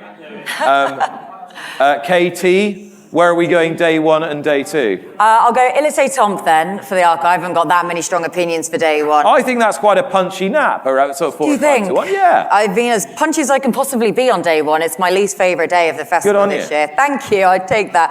And then I have to go fact to file. I know he's a short price, but I have to go fact to file then for the nap for day two, Brown Advisory. So They might be the two that horses might you're be. looking after next week. I doubt it. Come on, ring him up now and ask for what you want. Yeah, you're telling Lucinda to text people. You ring him. Well, he wouldn't even know who I am. Who's this lunatic messaging me about? Yeah. No, I'll do my best, but yeah. All right. Can't say well. Okay. Il était temps and fact to file for days 1 and 2. Lucinda. Of If course. you can do Can I do Giovinco? if Giovinco runs Yeah. in the Ultima, it's Giovinco, yeah? In the Ultimates, Giovinco. And day 2, John Bond. Barry? Embassy Gardens and Romeo Coolio. Okay. Leonna? Day one is going to be Nadalway.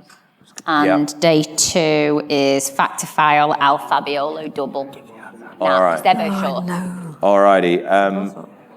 AP? I Brico Lord each way in the Champion Hurdle. And John Bon. Yay! Okay, I'm gonna give you one right out of the back of the hand for the Boodles on the first day. Ridden by Sean Bowen, around about 33-40 to 1. A horse called Roaring Legend, trained by Ollie Murphy. Ah, yes. I worried whether they'd done almost too good a job on his third run at Market Raisin, but no, he's What do you in mean by that? and on the right mark. Well, they ran him quick. They needed a third run, and they ran him quick on bad ground. Okay, right. So he travelled up there nicely to 2 out, and then he didn't quite finish his race off, Okay, AP. okay. That's Yeah? good then. Yeah? Yeah, so he's in on a good mark. So he's in, I think, on a competitive mark. Nice. Tries very hard. He might just lack a touch of class, but I think his tenacity will get him into the frame at a big price. So each way, I'm going to go each way first day, and then I think I'm afraid. John Bon? No, definitely not. Do you know what? John I'm Bond? almost won over. I'm going to go for American Mike each way on the second day. Oh, there you go. Your heart horse. Advisory. Your heart horse. My heart horse, Yeah. exactly. We're Cheltenham ready. Are you? Get a £5 free bet every day at Cheltenham. After day 2, at the top of that jockey's table, Sir AP McCoy won. N Luck won on Lossy Mouth. Job done. Right, on to day 3. Let's have a look at Is that Mr. Enlock claim 7? Oh no, he's all in. He's just putting himself down as N luck. Oh, get rid of winner. it. Yeah, he's not claiming in Alright, Bartlett. He's is it happy just- not to be claiming. It's just no luck, is it? No luck. Yeah. And on my running order, you'll love this. On my running order, it says, Lucinda, could Giovinco end up in the Turners? How many other races can this wretched beast turn up in? Oh, Lord. Oh, right. Get another Right, one. so we've got Giovinco's in goal, right? So he's gone to the Ultima. Yeah. No, I don't know. Could he turn up in this? Please, God, no. No, okay. Because I don't think you can beat Grey Dawning. Okay, so you... All right, so Lucinda has given you her tip already for the Turners, which is the Dan Skelton trained Grey Dawning. We're going to have a look at the Turners now, I think, or when in a couple of moments' time. This is going to still be here for a little while. But go on then, why does Grey Dawning win the Turners? Because he ran against, he's been very impressive, and he beat Apple away the other day. But he has been very impressive. He won at Haydock, and I just think he's got the right profile for it. And wouldn't it be nice to have a British winner? It would. It would. We haven't found many yet either. I just got the feeling, though, Barry, that this is one of those races where... John Bond's not really British, is he? Kind of Irish. He might pretend in Britain, but yeah, you're right. Sorry. All right. That's John Bond. It's like being next to your dotty old uncle. And you keep changing the subjects, and he just goes, John Bond, anyway, John Bond. Father Jack, they call him. That's Father Jack. A drink. John Bond! Like a stone cold sober version of Father Jack. Right. Father John Bond. Which is even worse. Yeah.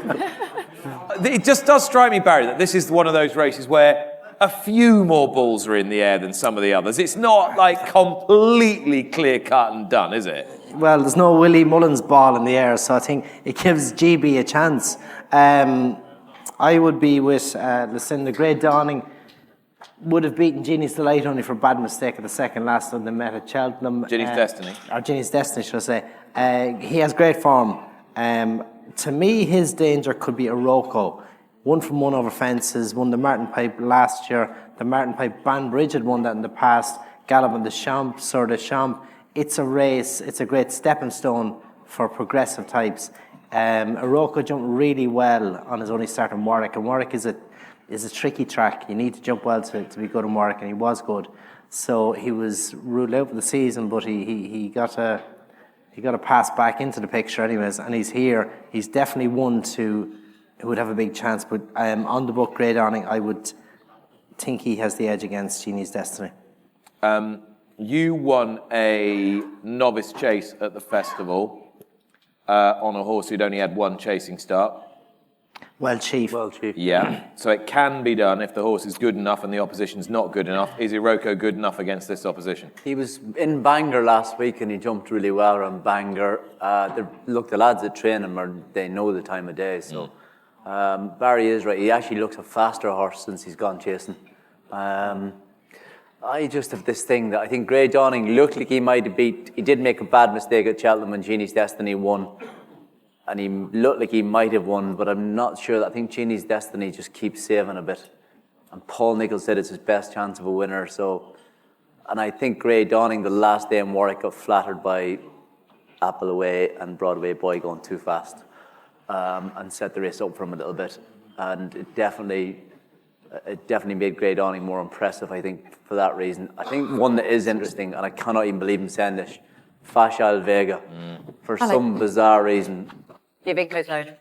Oh, No way. I have no idea. For some bizarre reason, I was listening the other day to Willie Mullins, and he actually just kept saying about how he was going to train him differently. Whatever that was meaning, I don't know, but I just have this thing that whatever he might do to make him faster or make him fitter or whatever it is, there could be a reason why there could be improvement, but it's a very open race. I really respect the fact that Paul Nicholls says Jeannie's Destiny is his best chance of having a winner. Yeah. And he's very good at getting horses to keep improving. Yeah, he just keeps And he said turning he's the better screw. than Stage Tower that won the race last year. I know it's a better race this time around. I don't know which one. I honestly, I think Jeannie's Destiny Wouldn't be a shock to me if Arkle or Fashion Vega won. I think Ginny's Destiny is just... Ginny's Destiny is for AP. Leonna? I think Grey Dawning, Ginny's Destiny, they're all obvious ones to run massive races, but the prices reflect as much, and I wouldn't back a horse at 5-4 or 5-2, I don't think, in a race like this. I haven't asked you though, Kate. No, thank you very much. No, I'm so sorry. mine's not on the screen. Zanahiyr each way in this. Zanahiyr, yes. Yeah, I love him. You mentioned about him earlier on, actually, and what race he's going to go for. He surely won't drop back in trip and go for the 2 mile. Surely 2.5 is what he wants. Gordon mentioned I was on a preview with him on Tuesday night. And Keep him over fences. He put up Zanahiyr here. Did he? Yeah, at a price he thought What he'd touch come that back. is. Oh, great. That's okay. That's further bolstered my confidence. Yeah, it has to be him, though, because I just wonder with him why they took so long to get him over fences. And I wondered if it's his sire. He's by Nathaniel. Now, Nathaniel, if you look at his sire stats, they might be potentially misleading. He's got a 25% strike rate with his chases. But you start to go back through his best ever chases. And Kitty's Light, for all that he's the wonderful, dour, staying chaser that he is, he's not actually a very good jumper. Concertisa's the other one. She had her jumping frailties throughout her career. And I just wonder, Zanahiyr now over fences, he hasn't looked a complete natural. But I think that the 2.5 miles, though, will just allow him that bit more time to get into the rhythm, to find his feet. And for the previous form he was showing over hurdles, hardly any of the rest of these could match that form. So, yeah, Zanahiyr, if he has been sighted then at going this way, and he's not even on the screen there, again, I'm in the bar, so standard. Okay, alrighty. Shall we move on then to the next, which is the Pertemps Final. Now, this is more like it. This is a proper betting race. Best race of the week. Go on then, you kick it off. And I'm only saying that because again, we're just harking back to my old days. Now, I led up for the winner back in 2014. Did you? Fingal Bay. Of course, for Philip Hobbs. Yeah, best day of my life. So this is forever the best race. And also, it's also the best race because we all get a chance to feel shrewd for at least a minimum of a few weeks, if not a few months, that we've all found the plot job. I think I might have found the plot job, though.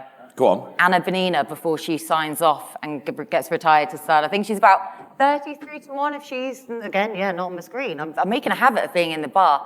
I think that this is for her. She was a bit of an eye-catcher last time out at Musselburgh, just getting into the qualifying position. I think nowadays, I know she's a Scottish champion hurdle winner back in the day. I think nowadays she wants a trip. She wants 3 miles, and I'm hoping this has been the plan for her. So another one for the mares and the Pertemps then, hopefully, for me. All right, Anna Benina, we like that. For John McConnell, she has run some wonderful races at Spring Festival. Yeah. She's a huge price, Anna Benina. This is the stuff, ladies and gentlemen. None of these twos on pokes. Barry, I won't forget you this time, I promise. I'll only ask you once. Is it this time? Yeah. Don't do this to me. I'm going to be really boring and say Gay Cool. Came from the rear in Leopardstown last time off a slow pace, had to circle the field around the outside, finished second to I Am Maximus. Is a 6-year-old, was a good winner on its previous start at Leopardstown as well in a competitive race. I think this starts going the right way, and as I say, had an awful lot to do to come from where it came from and to come around all it came round to run as well as it did last day. So I think Gay Cool is one definitely worth taking note of. Okay. Currently 6-1 there, Gay Cool. Leonna? White Rhino I've backed in this. I think was a little bigger as well, so I think has been clipped in recently. I think 3 miles, Cheltenham, soft ground. I think there's plenty of positives for this horse. I think the extra furlong last time, I think was a little disappointing at Huntingdon, and there's cases to be made. I think just that extra furlong and perhaps the ground was a little bit of an undoing. There was only 4 weeks between the 2 runs as well, which may have just come a little quick. But this also shown some real good form. I really enjoyed his run back from a break. He absolutely bolted up when we saw him in October. I think that he's got some decent form. I mean, when he beat Bold Endeavour, that horse was off 140 something. He was only 120 something. And I don't think there was any fluke in that. So I think White Rhino's far too big. I mean, he was 14s, but I'd take 10s.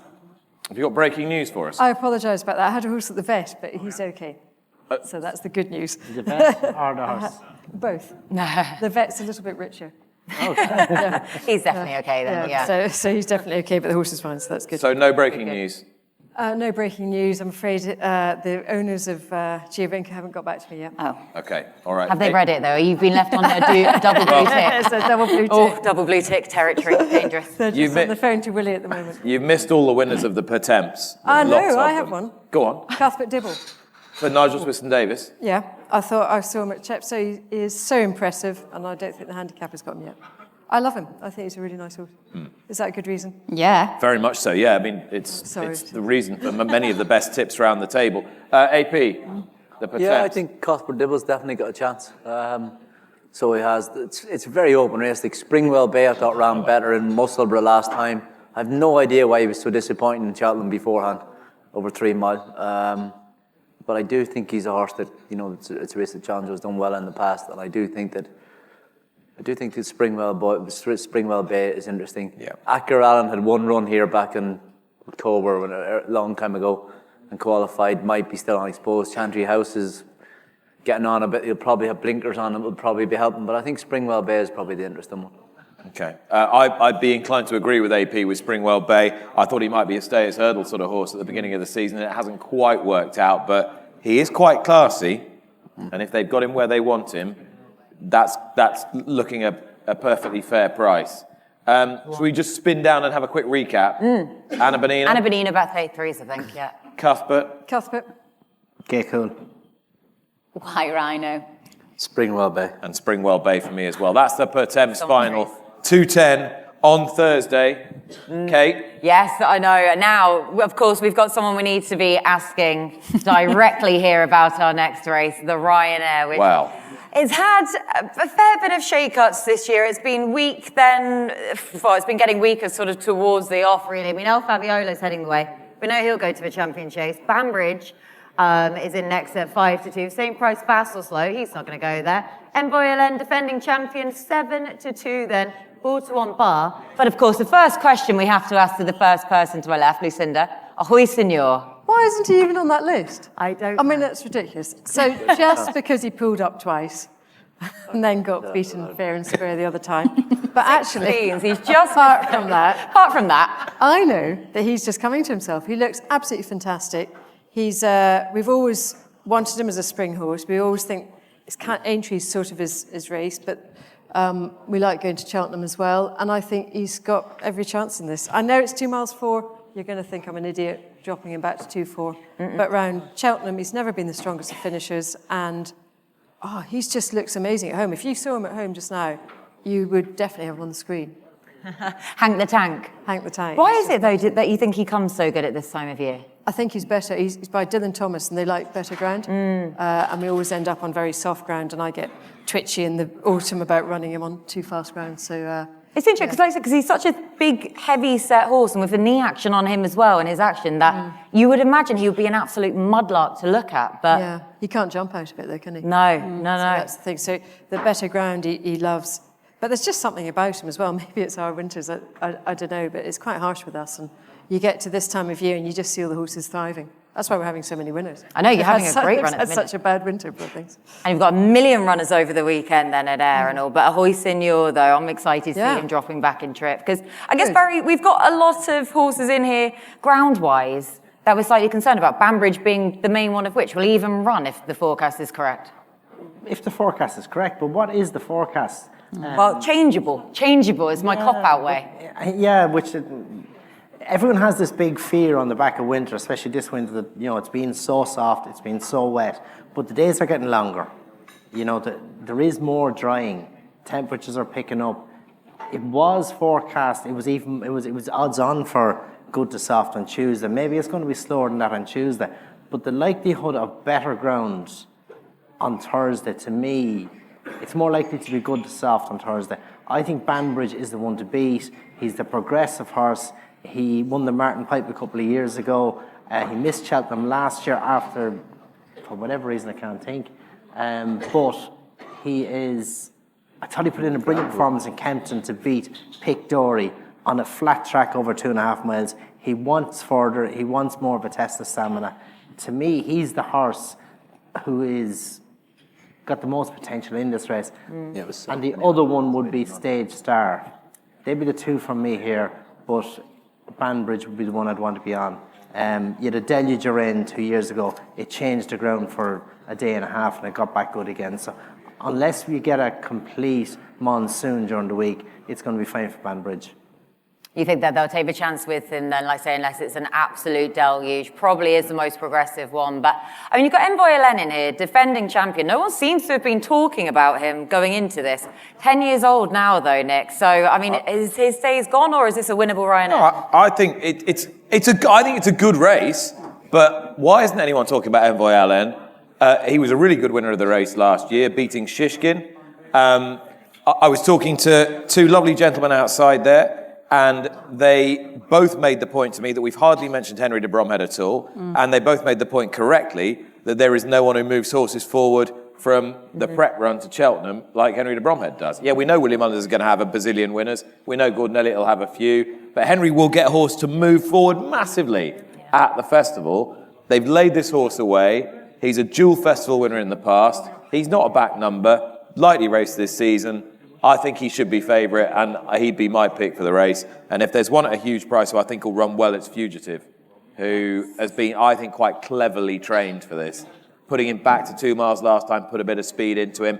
Back to 2.5 on the old course, on the new course now. That'll suit him much better. He need every yard of this. Yeah, because he's bang up there, really, on the figures, isn't he? The official races Fugitive, but a big price then to go with it. But, I mean, Leonna, it does look a winnable renewal for Ryanair this year. Yeah, I mean, I think the Envoy LM being forgotten thing, I think is a bit more obvious than it should be. He didn't run because he was apparently coughing. He didn't run before that because of the ground. So going into a race of this nature, one that does seem so competitive this year, it's not your ideal prep, is it? It isn't what you would choose to have going into a really quality Ryanair. So that's probably why he's been forgotten. But Banbridge is my nap of Cheltenham. He's my nap of the festival.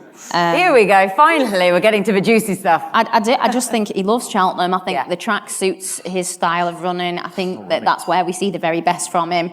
I also like the fact that he probably only does what he needs to. You know, he isn't going through races winning by 15 lengths at times and you're thinking, oh, he's done a lot. He wins by as much as he needs to, which I really like. And I think that prolongs, their career. It prolongs their season.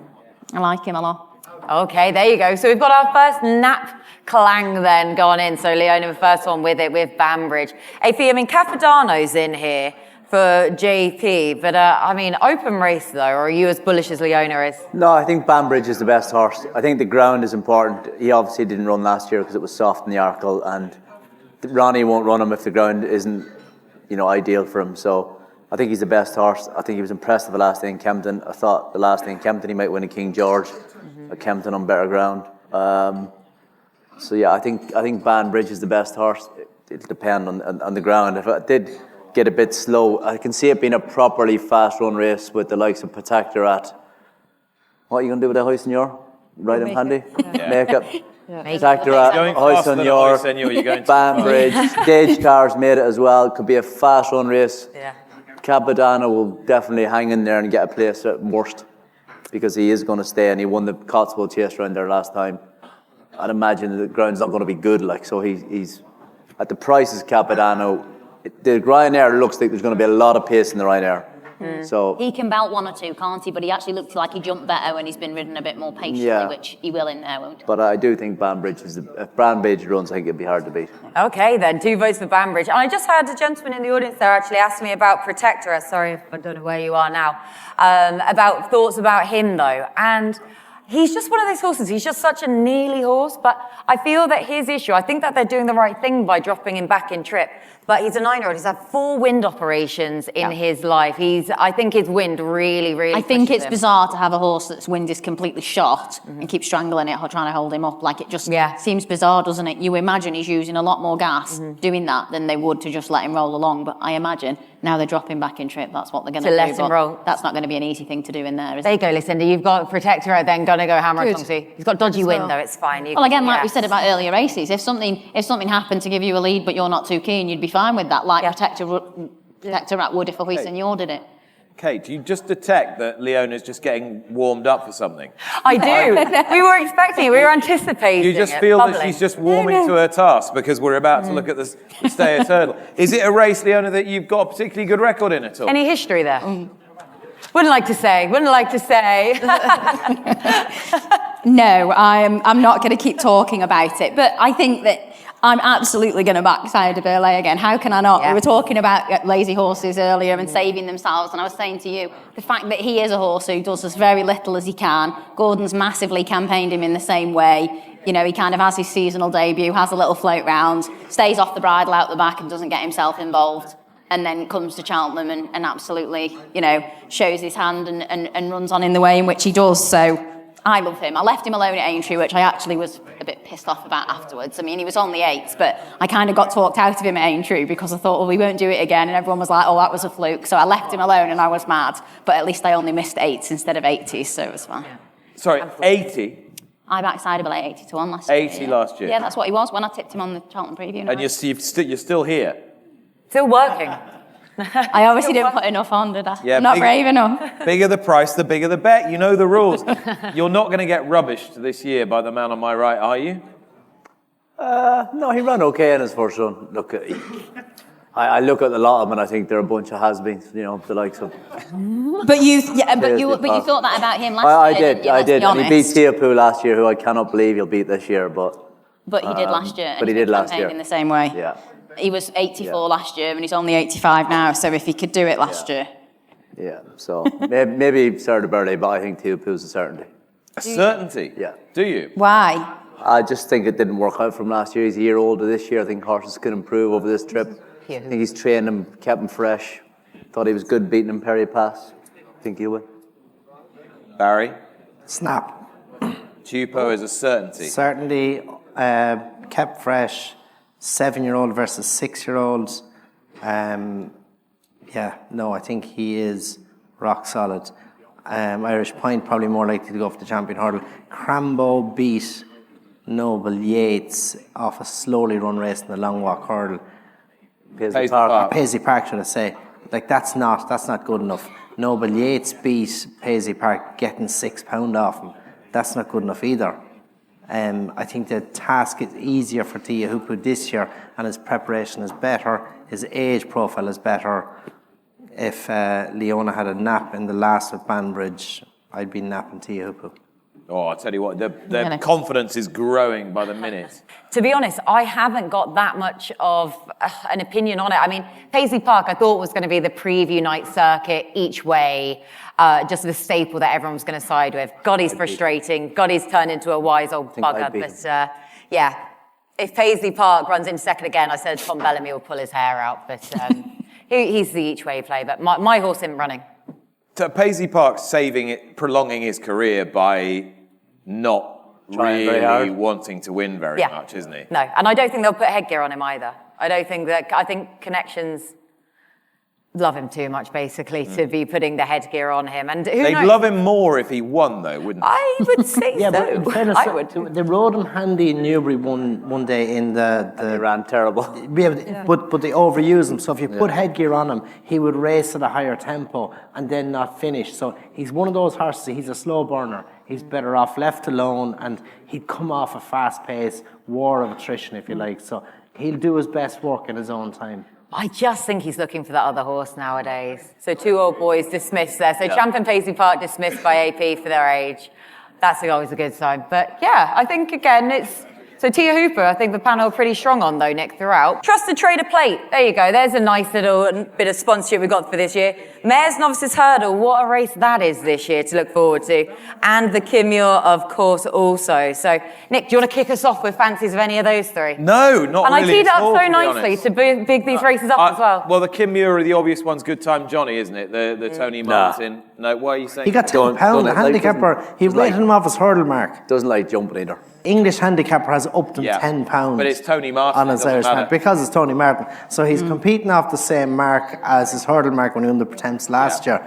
His jumping is actually, I thought was okay, but the handicapper hasn't. I'll take my chances. Yeah. Thing about Tony Martin is the handicapper stuck him up 10, but Tony Martin's probably got 20 up his sleeve, so you're probably all right. I'll have a go with him. Possibly, yeah.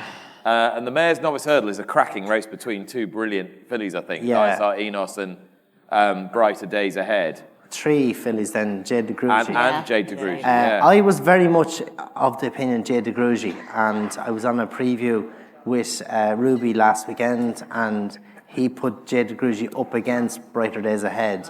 And I just felt Brighter Days Ahead wanted further. And I was beside Gordon on Tuesday night of the preview, and he said that Brighter Days Ahead did a piece of work over 1.5 miles on the grass in Jim Draper's famous gallop. And wow.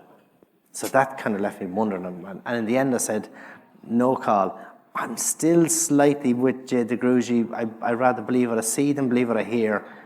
I just feel that Brighter Days Ahead will be better over further. She won over 2.5 the last day on heavy ground, where Jay Geraghty has been smart and sharp, and I'm sticking slightly with Jay Geraghty. And like that, she's better value. What price do we have on Jay Geraghty? Jay Geraghty 9-4 Versus- currently. 6-4 Brighter Days Ahead. Yeah, I'd take the 9-4. 9-2 Dysart. I think that's Yeah, I was going to say, I probably wouldn't have a bet in there, but if I did, it would be Dysart Enos. Yeah. obviously, And also, without the Dysart gets penalty. £5. Yeah. Without the Yeah. penalty. Because of a shrewd, we've heard of a Gordon Glynn, this is a Fergal flicker for Dysart Enos, because like I say, getting the £5 then. And that she's was ran his against plan the boys. all along, was to avoid the penalty. Yeah, exactly. This has been the set plan. She's beaten the boys twice, course and distance win to her name. I'm trying not to get carried away by the bias and by the hype of Brighter Days Ahead. She could be an absolute worldie, but 9-2, you just said Leona there. I can't Yeah, I resist wouldn't that back the price. other two, but I probably would take about price 5, dictated 9 to about her. Yeah, and the only other one I had was in the Kim Muir, unfortunately, taking on Nick. I like the way that I know the way your thinking has been campaigned, shall we say. A few runs over fences, running on well from the back. This has always been the plan, I assume, and I think they've been teaching it to jump, shall we say, from the back. Yes, So I think that's it. But I mean, I think it's top of the betting now. We've been very subtle with all of these ways of saying this. Nicely done. AP, anything else then? We've got those good races to go at. No, I like another way of thinking as well, because Derek O'Connor's going to ride him. I think an Yeah. amateur chase, I think it's a big advantage. So whatever he's on, pay attention. Gordon is just so bullish about Brighter Days Ahead. I know. Just so bullish about so many horses. I know Willie has as well. No, they just are so I think bullish. this could end up being a better race than the Supreme, you know. I agree. Well, I agree. nice. What would you These do? Would fillies you are send, if really you were good. Fergal O'Brien now, what would you do? Trouble is, he's getting £5 off Yeah. those other mares. Yeah. Rather than the 7 If I was against what, boys? you wouldn't blame any of those trainers for diverting to the Supreme, thinking, I don't want to run against Brighter Days Ahead, who could be the best horse Gordon Elliott's trained, and Jade Geraghty, who looks like a proper one. I wouldn't mind getting a few pounds off some of the geldings in the first with Ballyburn out of it. Yeah. Fergal was definitely thinking about it last week. Oh, He's that would have definitely ruined yet thinking another about it. anti-post to me, Haddy. So my anti-post slips are falling by the wayside. Just another one that I want to chuck in, though. Sam Felicien in the plate. Now, he's also, I always felt really sorry for, because he lost his novice status in March 2021, and he was only a baby then. So he was entering his 4/5-year-old season without being a novice. It's always a tough season anyway. He didn't even have a novice status. So this horse, he's got ability, but I've just been waiting for his day in the sun. Hopefully now he's a 7-year-old. This is the plan for him. And I really like it. It's about 12-1 for the plate. So he was just my last one I wanted to chuck in, unless any of you had any more. Should we do the fivers? Yes, I think Do so, the fivers. yeah. Your £5 free bet nap selection for day 3, Kate, is Sam Felicien. San Felicien, Grey Dawning. Grey Dawning in the Turners, Tiahupu. Chupo in the Stayers Hurdle. Nap of the Festival, Banbridge. Oh, I thought you were going to say Cider Burley. Banbridge. Disappointing. Banbridge. AP. Tiahupu. And I'm going to go for Springwell Bay in the Pertemps. We're Cheltenham ready. Are you? Get a £5 free bet every day at Cheltenham. Right, we're on to day 4. Should we scoot on to day 4 then? Our Let's fourth do and it. final day. Let's kick on then with the first of the races we're going to have a look at on the Friday, which should be the JCB Triumph Hurdle. And we've had a pretty short price favourite for this for a long time in Sergino, as you can see there. Odds on at the moment, 8-13. And then there's just this absolute raft of Mullins Margeborough, Cargies, Stormheart, Salvatore Mundi, who I think Paul Townend's going to ride, isn't he? I think. Has anyone got any That's Salvatore intel? Mundi. That's what I heard yesterday. What, that Paul Townend's going to ride? That he was going to ride Salvatore Salvatore Mundi, Mundi. really? Yeah, That's who's interesting. never run in Britain or Ireland before, was second to Sergino on their only start in France, owned by the same people. So there you go. That chucks a curveball into the race. Or Barry Geraghty does it. Is it just Sergino? No, I wouldn't say. I like Sergino, I really do. And I was at Kempton last Tuesday week to see him work, and he's a gorgeous looking horse. Worked really well, very impressive in Cheltenham, but he's way too short. Now you can question the strength of the Irish form. Cargies beat Stormheart, beat Bunting. You know, there was a blanket covered them. And you could question the strength. Like if you think of 5 Derby horses, Vincent O'Brien said you probably have none. But for me, Bunting will be value at 16-1. Was beaten a couple of lengths by Cargies. Didn't have the clearest run. I'd be looking for an each-way bet here to oppose the favourite. I don't think the favourite is that far ahead of the fields. It's a competitive race. Interesting if Paul Townend does ride Salvador Mundi. That would be interesting. But currently as it stands, I'd go each way on Bunting. Each way on Bunting in the Tony Bloom colours. I thought ran well last time. Lucinda? I think Cargies. I think he's improving. He was too keen first time, beat them all last time. Maybe didn't jump the last great, but he. I think each way, Sergino's probably going to win, but each way that would be a... Cargies, 8-1 at the moment. Yeah, she gets such a big weight pull as well, doesn't she? She doesn't carry next to no weight to a few. Her jumping isn't the tidiest either, so she'd still be learning jumping-wise. I didn't have a massive view. I thought Sergino was too short. I'd have that slight concern first day or two about Nicky's horses as well. Now I just feel like they've fallen off a cliff at a bad time. So I would probably put Cargies up each way as well. We haven't really talked about this. AP, would you worry about the Henderson stable form? Well, the good thing is, Nick, by the first race on Friday, you'll have a fair idea how the rest of them have ran. So if some of them have won, if none of them have won, then you won't be back in Sergino 8-13. If 2 or 3 of them have won, then you will be. He's got the best form, definitely in this country, what we've seen. Well, it looks like the best form, although I actually think Salver has a little chance as well at 14-1 now. He won the race in Chepstow, that probably doesn't have a great record, and he won the Haydock last time, but obviously Gary Moore would have won the Triumph at Goshan, and he's good, but he does well with his horses. I think Salver at 14-1 has a little chance. Yep. Gary Moore's have fallen off a cliff though. They're one from 35 in the last 2 weeks. Sergino, you'll know basically if Nicky's had a few winners, then Sergino is probably the best horse. Thought Margeborough ran really well for having 1 run for Willie Mullins, and he's bound to improve.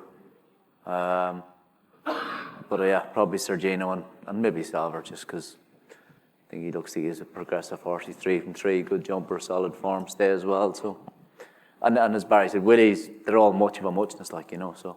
Unless Salvatore Mundi is something could be something. And then not saying he'll get it right because he'll get it wrong a lot, Paul Townend, but you'd be wondering which one, he does ride. That'll be, might sway one way or another. Yeah, I don't know who told me that. It could have been complete garbage.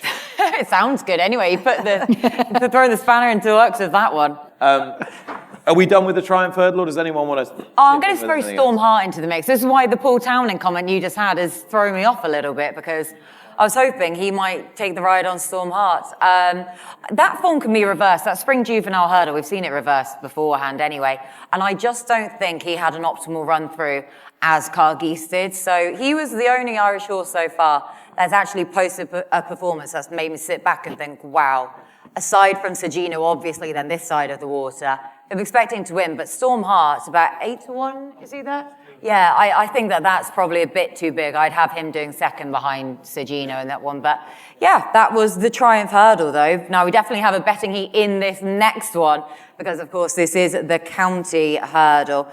Now, King of Kingsfield, and also we should have said Sergino, he was as big as 20-1 earlier. He was one of the top 10 worst results for William Hill, as will King of Kingsfield be in the top 10 worst results for Hills. 6-1 heading the way, 8-1 Birico Lord, but we know that he's been supplemented for the Champion Hurdle in next. So, I mean, yeah, Leonna, this is wildly open as per. Yeah, unbelievable. We've heard all the positives from Gordon about King of Kingsfield, and he's been switched to more patient tactics. I think that they've all helped. I think that would suit in here as well, a hard race for front runners. Betting-wise, I think I'm probably going to back Absurd of Willie Mullins. Sadly, another Mullins horse. Obviously won the Ebor. He's a big slow horse that takes a bit of stoking up, isn't he? But we've seen him over this trip fine. You know, not been very far in the Melbourne Cup either, when I think things happened a bit quick. But I like him. I think, he's won his novice on good ground. We've seen him in a bit more rain. I think he'll be the one that he'll be staying on up the hill. He's probably been too highly tried of late, really. So dropping into, I know what is a difficult handicap, but all the same, he's been running in Grade 1s. But he's for the right yard. I mean, there's only 2 yards in recent years that can really win this, or that we're really focusing on, Barry. Willie Mullins, Dan Skelton. So, I mean, are either of those yards kind of your first port of call to look at for this race? So, worth for me.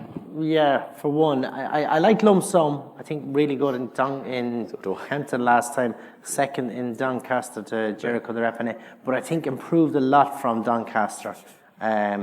Just is a horse on an upward curve. I think a bit of value in Lump Sum. And the other I like is Zenta.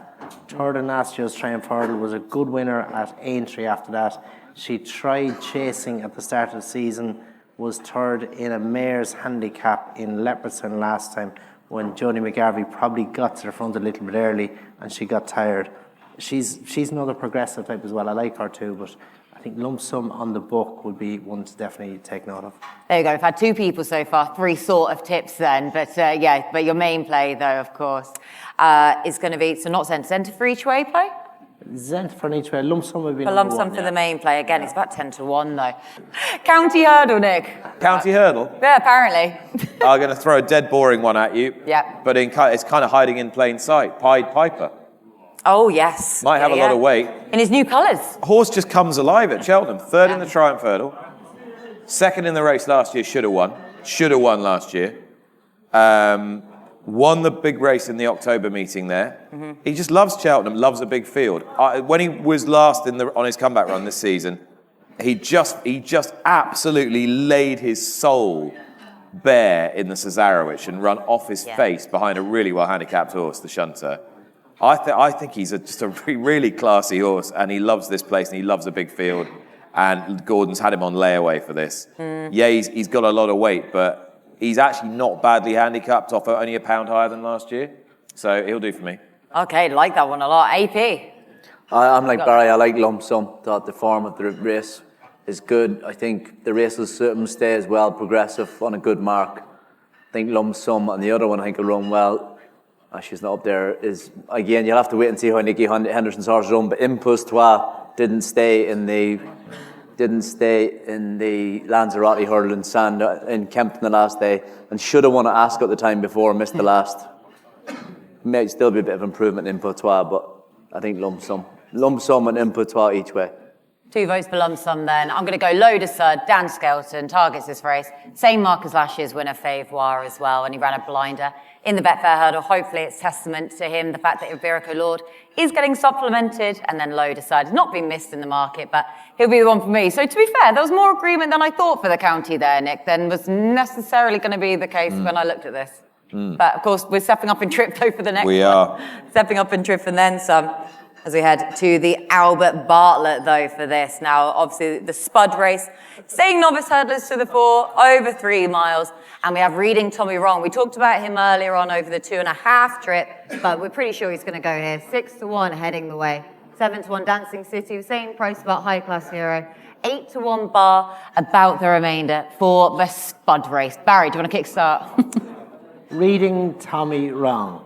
I think he won probably the most competitive novice hurdle run this season in the Lawlers at Naas. He's crying out for a trip. His racing style suits this race. He races behind the bridle, stays really well, has solid form. Dancing City, I'd question the strength of the form he won the last day. High Class Hero stepping up in grade. The rest of them are horses with chance, but Reading Tommy Wrong is a proper Grade 1 winner, and I think he is way overpriced at 6 to 1. Do you think Darryl will ride him? No, I think Paul Townend will. You think that Townend will ride him over Dancing City then in here? Yeah. Oh, poor Darryl.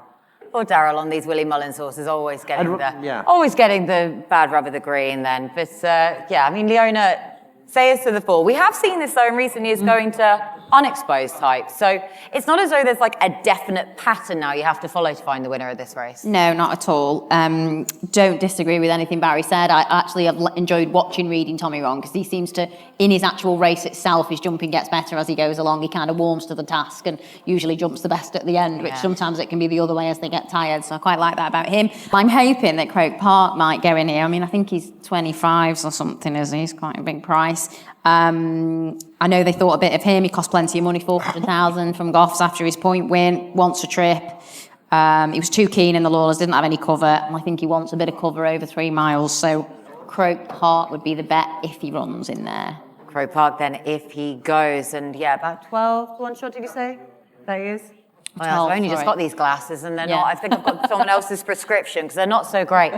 Lucinda, stayers. Well, I really like Shanna Bob. I liked him when he won his point to point. I kind of followed him, but I couldn't afford him. I'm up with you, AP. If Nicky's had winners already, I think this is a horse that's he's had a bit of a break before now, but he could be the one.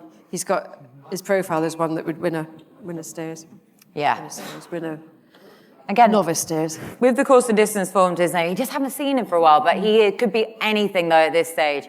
And probably has a profile similar enough to the Nice Guy won this race a few years ago, led up by yours truly. So yeah, but honestly, I'm going to keep harking on about this. I've got no exploits in the saddle to brag about, so I can only brag about what I've basically led up to win. Nick, what wins it?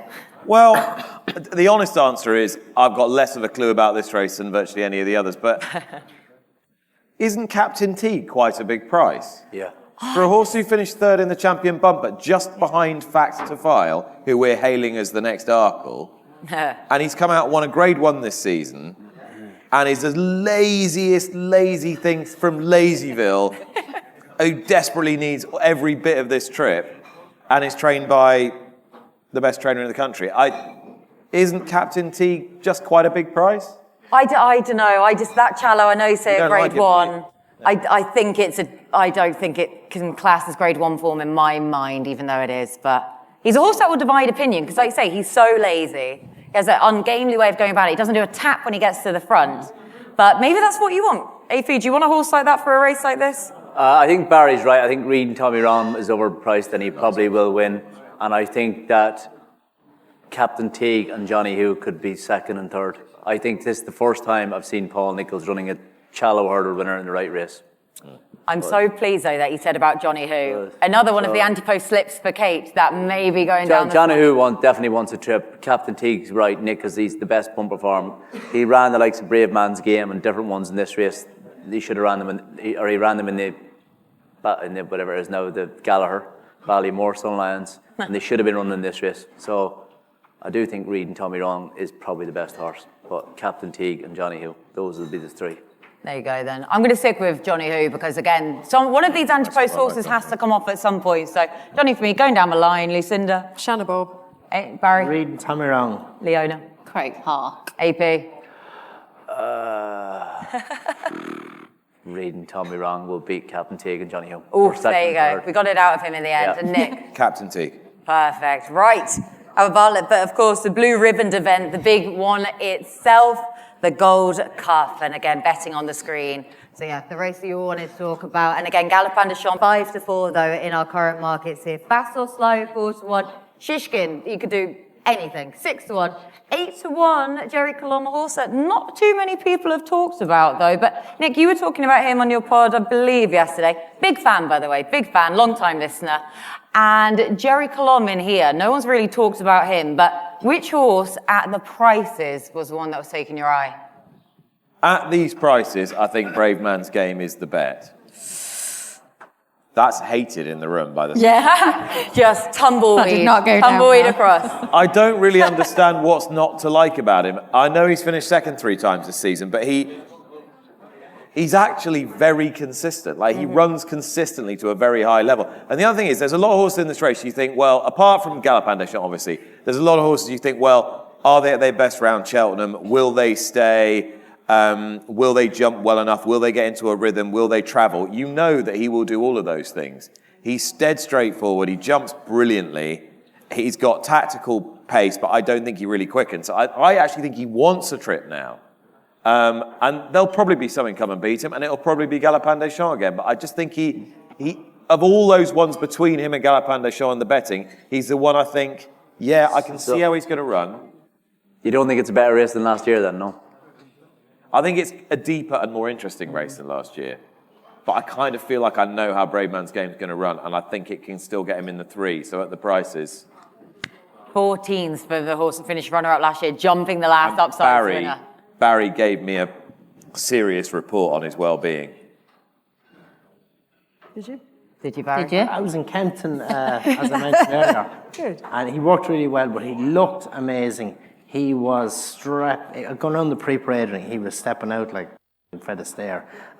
So no, he's really well in himself. I would agree with everything Nick says. Except Only to say that he shouldn't be 3 seconds so far this season. If he didn't run in the Betfair, I think he would have absolutely hacked up in the King George, and he would be 3 or 4 to 1 second favourite. So Galloping the Champ on the book will win the Gold Cup, and Braveman's Game is his next best, is the biggest danger to him. I don't say he'll beat him, but he's the value bet. Each way, place market, do what you want. He's the next best horse in the race.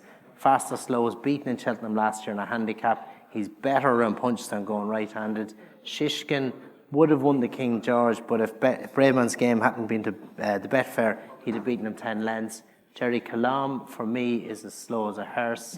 Laham Press went to Ascot and bottomed out after his first run in Lingfield.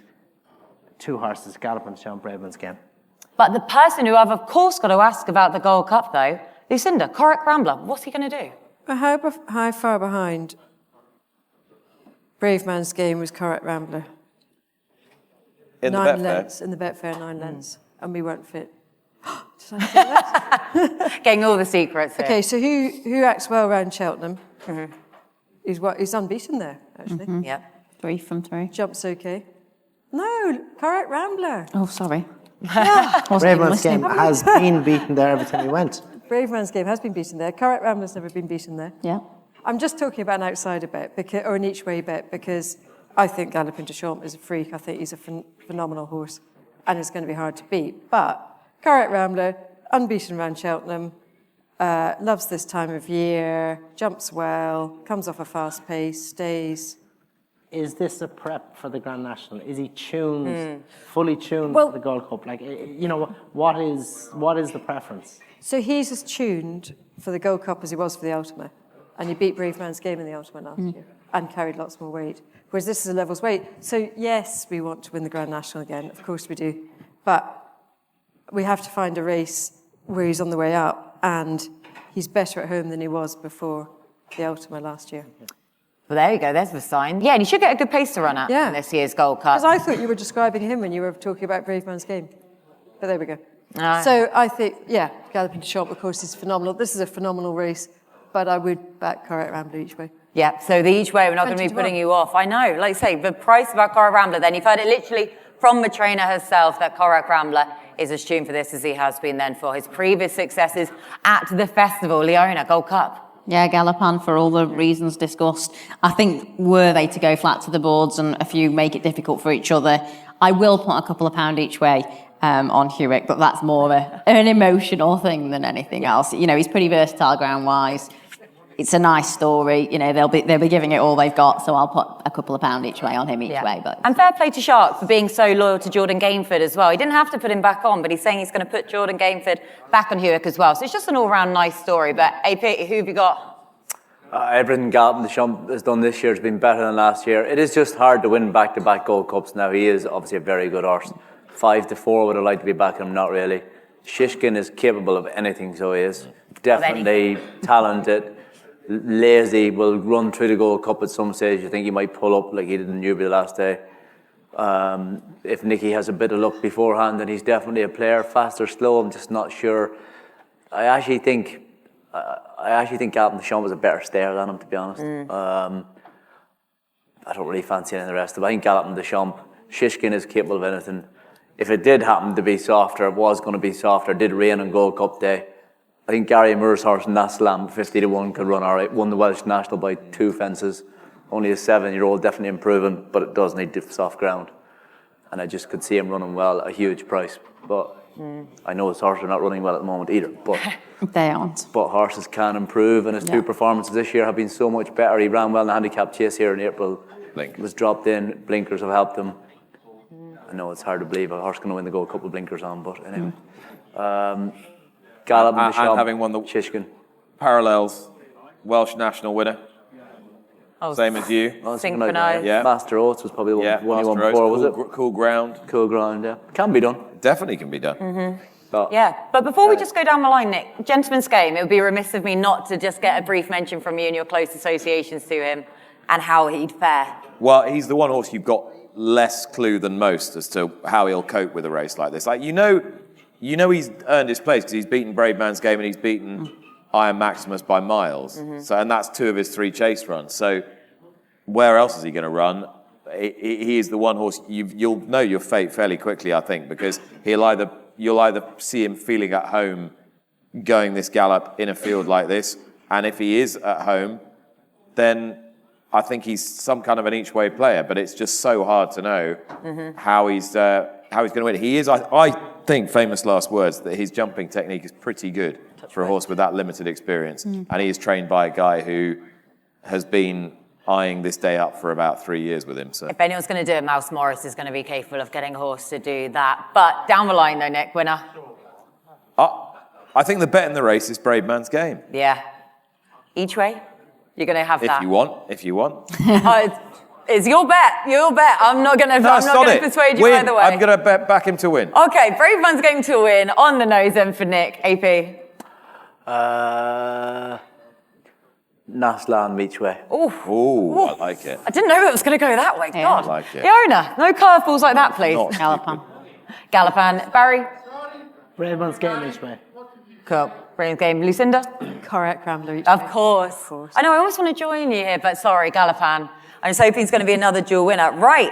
Now, just best of the rest then, we've all got to go. So the Hunter's Chase, if any of you have got any really strong opinions on the Hunter's Chase, we've also got the Mayor's Chase and the Martin Pipe. Now, Sam Majes in the Martin Pipe, again, one of the top 10 worst results for Hills. So who wants to kickstart us with anything else? AP, what have you got for us? Well, I don't know. I had a funny feeling Sam Jess was running the Cord Cup. Yeah.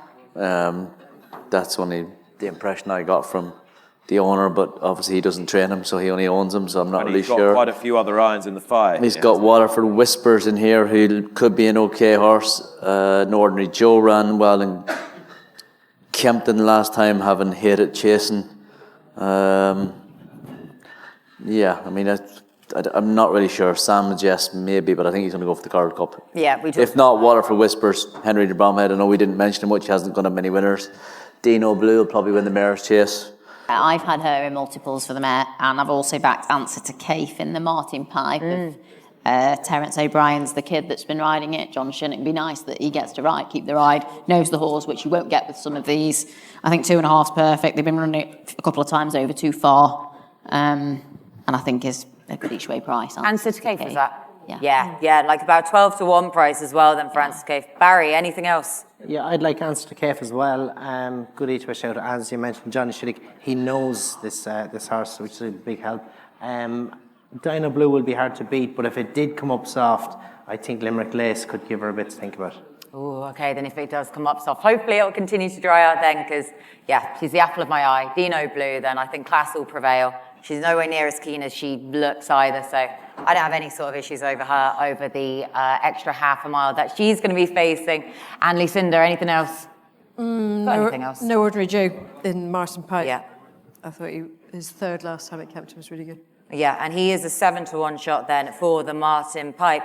Right, I guess it's just best bets then from the final day to run through. Or Nick, no, I didn't get your thoughts on anything. No, probably very sensible, to be honest. It was a deliberate ploy. Okay, then your best Friday bet. We better do this. Best Friday bet. I'm going to say at the prices, Captain Teague in the Albert Bartlett. Oh, okay. Yeah, I mean, to be fair, there was a fair few bullish opinions on him then, so we don't mind that at all. Well, I just think he's too big. I was Yeah. actually quite surprised tonight by how big he was. Yeah, he's a horse that's going to divide opinion, but that's probably why it's factored into the price, though. AP, best Friday. Probably at the price, reading Tommy wrong, probably at the price. Yeah, Leonna. I mean, Nap would be Galopan, but it's so short, and so I'll put Absurd up in the county as my Okay, well, Friday we would have night. allowed you, Galopan, to be fair. We would have done so. I was have to go to Gino, so fair enough. Barry. I think one of the bets of the week, reading Tommy wrong. Reading Tommy wrong again. They're one of the bets of the week. The confidence has been growing throughout. Lucinda, it has to be Korak, surely. It has to be Korak. Has to be. I mean, I would have been very surprised. And I'm going to go Dino Blue then, of course. Again, my heart horse. Talked about our heart horses. She is certainly mine. For our best bets for the Friday. But naps of the festival, though. Oh, my word. We have one more bullet point to cover. If you've looked at the running order, we have one more section to go for. I'll go fact file, Brown Advisory. Lucinda, back down again. No, you can't. Barry, Don't- back down. Skip Lucinda. Tiahupu. Oh, Tiahupu. Best overall festival. Leona, you know where you're going. My nap is Banbridge, but then the long shots I've put, obviously you wear it well. And Side de Burley, they're the bigger price Oh, horses. nicely done. See, Leona's offering you more than we even bargained for here. AP. John Bond. That was always good. It had to be. It actually had to be. American Mike, Nick, then. American Mike. What, in the brown? He's... Nap of the week. Go on, after AP's just teed up with John Bond, you have to. Three Go on horses then, in a American row. Mike. American Mike, No, then. I think he might be the best each way bet.